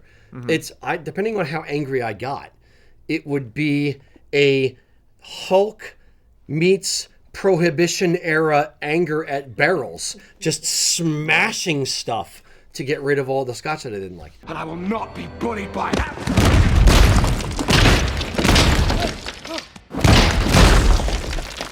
All right, let's take the anger and the unsurety out of it. Let's go Unsurety. in the Max part of the question. Let's say we have Nancy Fraley, who's a master Scotch blender. okay. We have her. She's our friend out in California. We have her, and she says, "Okay, here's 10 different Scotches. We're gonna do the different flavor notes, and she's gonna do it for us, and she's gonna make sure it's a good job, and we're gonna love it." So, what are the flavor profiles we want to put in our Scotch? Now, do we do like weird avant-garde stuff, or do we do like to actually try to make something good? Let's do weird. Let's do weird. So, Asked and answered Yes. himself. I don't know. I don't stray too much with my Scotches. I'll try any kind of weird beer you'll throw at me. you just didn't want to try the pickle Scotch. But with whiskeys and Scotches, I tend to kind of go back to Yes. the standard styles. There's the peanut butter Scotch that Jason brought in the one time, which I tried and I was Butter like, whiskey, okay, not peanut butter Scotch. whatever. Yeah. It wasn't Hard bad pass. for what it was. Yeah. Okay. I've tried some beers that would stretch the believability that it could even be considered a beer and liked them. Some beers I really don't like. I don't like every beer, but I'll try most beers. But with It's really not whiskeys- an investment though. It's like Yeah. $6 versus with whiskeys $40, $60. whiskeys and Scotches, I tend to go back to the same barrels, Yeah. so to speak. Okay. So I don't know. I don't know that I'm well I'm equipped to answer thinking this maybe question. what about like a smoky haggis flavor? Smoky I hear haggis you. Scotch. Okay. I see where you're going with it. I want to see somebody else do it. I don't know that I want our name on it, but I'm interested. That's fair. That's a fair point. It's protecting the brand. Okay. I'm intrigued. I'll probably hate it, but I will try it to find out. Okay. Here's the other one I'm kind of going for. And this could almost be a cocktail potentially. Okay. This is either the worst idea I've ever had. I don't or even mix my spectacular. Scotches. A nice, like reasonably, like no strong flavor profile, like not an ILS, nothing super smoky or super peaty or anything like that. Just a nice, well balanced Scotch with iron brew Funny you mentioned that. There's for the someone sweetness. someone else mentioned iron brew flavor that is in this room right now. Really? That isn't in this room right now. Oh, fair enough. Nice. So So the no, but I could. I don't know. I don't know if that would be horrible, or okay. Let's not mix them together. But like, what if we just like you could buy like the Coke syrup and then you just add the fizzy water and it makes Coke at now, McDonald's or are we whatever? talking about the space flavored Coke or the? No. What if we just got like the iron brew syrup and instead of like a honey kind of flavor to it, we just put in the weird St. John's aspirin kind of flavor. What are we making? Scotch for children? We have to sugar it up. Hey, Liam, try this. You'll love it, buddy. No, but like, I'm a purist when it comes to Scotch. I do not mix it. If I want a mixed drink, I'll grab a bourbon, especially a cheap one. Scotch is drunk neat or with just a very small amount of water, and that's about it for me. I'm very vanilla taste when it comes to this. I'm shocked and disappointed knowing you and your I know, your penchant for trying weird I'll foods, try weird yep, drinks, yep. weird beers, like Scotch, just flat lines. Yeah, Yep. I can't explain it. I don't know what made me this way. You're an enigma wrapped in a riddle. All right, Mac, what's your flavor profile for a weird Scotch? Banana. Yeah, yeah, that'll go over well. He would love it once. Yeah. I'm just also seeing some of the comments come in here. Don't do that. Too. I guess it was definitely mentioned here a little bit. Band-Aid, but intentional.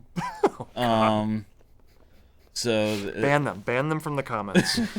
somebody did say Tell fruity, Sean to knock it off. somebody did say Fruity Pebbles. Okay. Like tequila with the worm, in the bottom of this bottle of scotch, there's a bloody Band-Aid. It's great. Gotta eat the Band-Aid, Ian. Yeah. I had a Fruity Pebbles, unintentionally Fruity Pebbles beer once. I had a friend ruin a couple of beers for me. He said, there's a beer I liked, Leinenkugel Sunset Wheat. And I liked it. This was back in college. And a friend said, oh, it tastes like Fruity Pebbles. I'm like, shut up. No, it doesn't. Damn it, he's right. I've never drank it since. Yes. All right. So, sorry about that. If you have a favorite flavor of scotch, let us know and make it weird. Okay. Question of the day. I got a good one. So, we're going to do something different. We're going to try. We'll see what happens. Next month, we're going to read what the answers were to the question of the day. So if you answer it, we're going to give our top answers. So we might read your answer for what the answers were to the question of the day. Be good. Exactly. So what next month is going to be, our show is going to be on April 1st, which is right before Tartan Day. So the question of the day is, do you celebrate Tartan Day? And if you do celebrate it, how do you celebrate it? How do you incorporate it in your life? Tartan Day, for those who don't know, is April 6th. So let us know in the comments, how do you celebrate Tartan Day? Very good. Thank you, boys and girls, for watching. Until next time, Slanjava. It's not pronounced Islay. Islay, for the record. Islay. One of those Islay ones.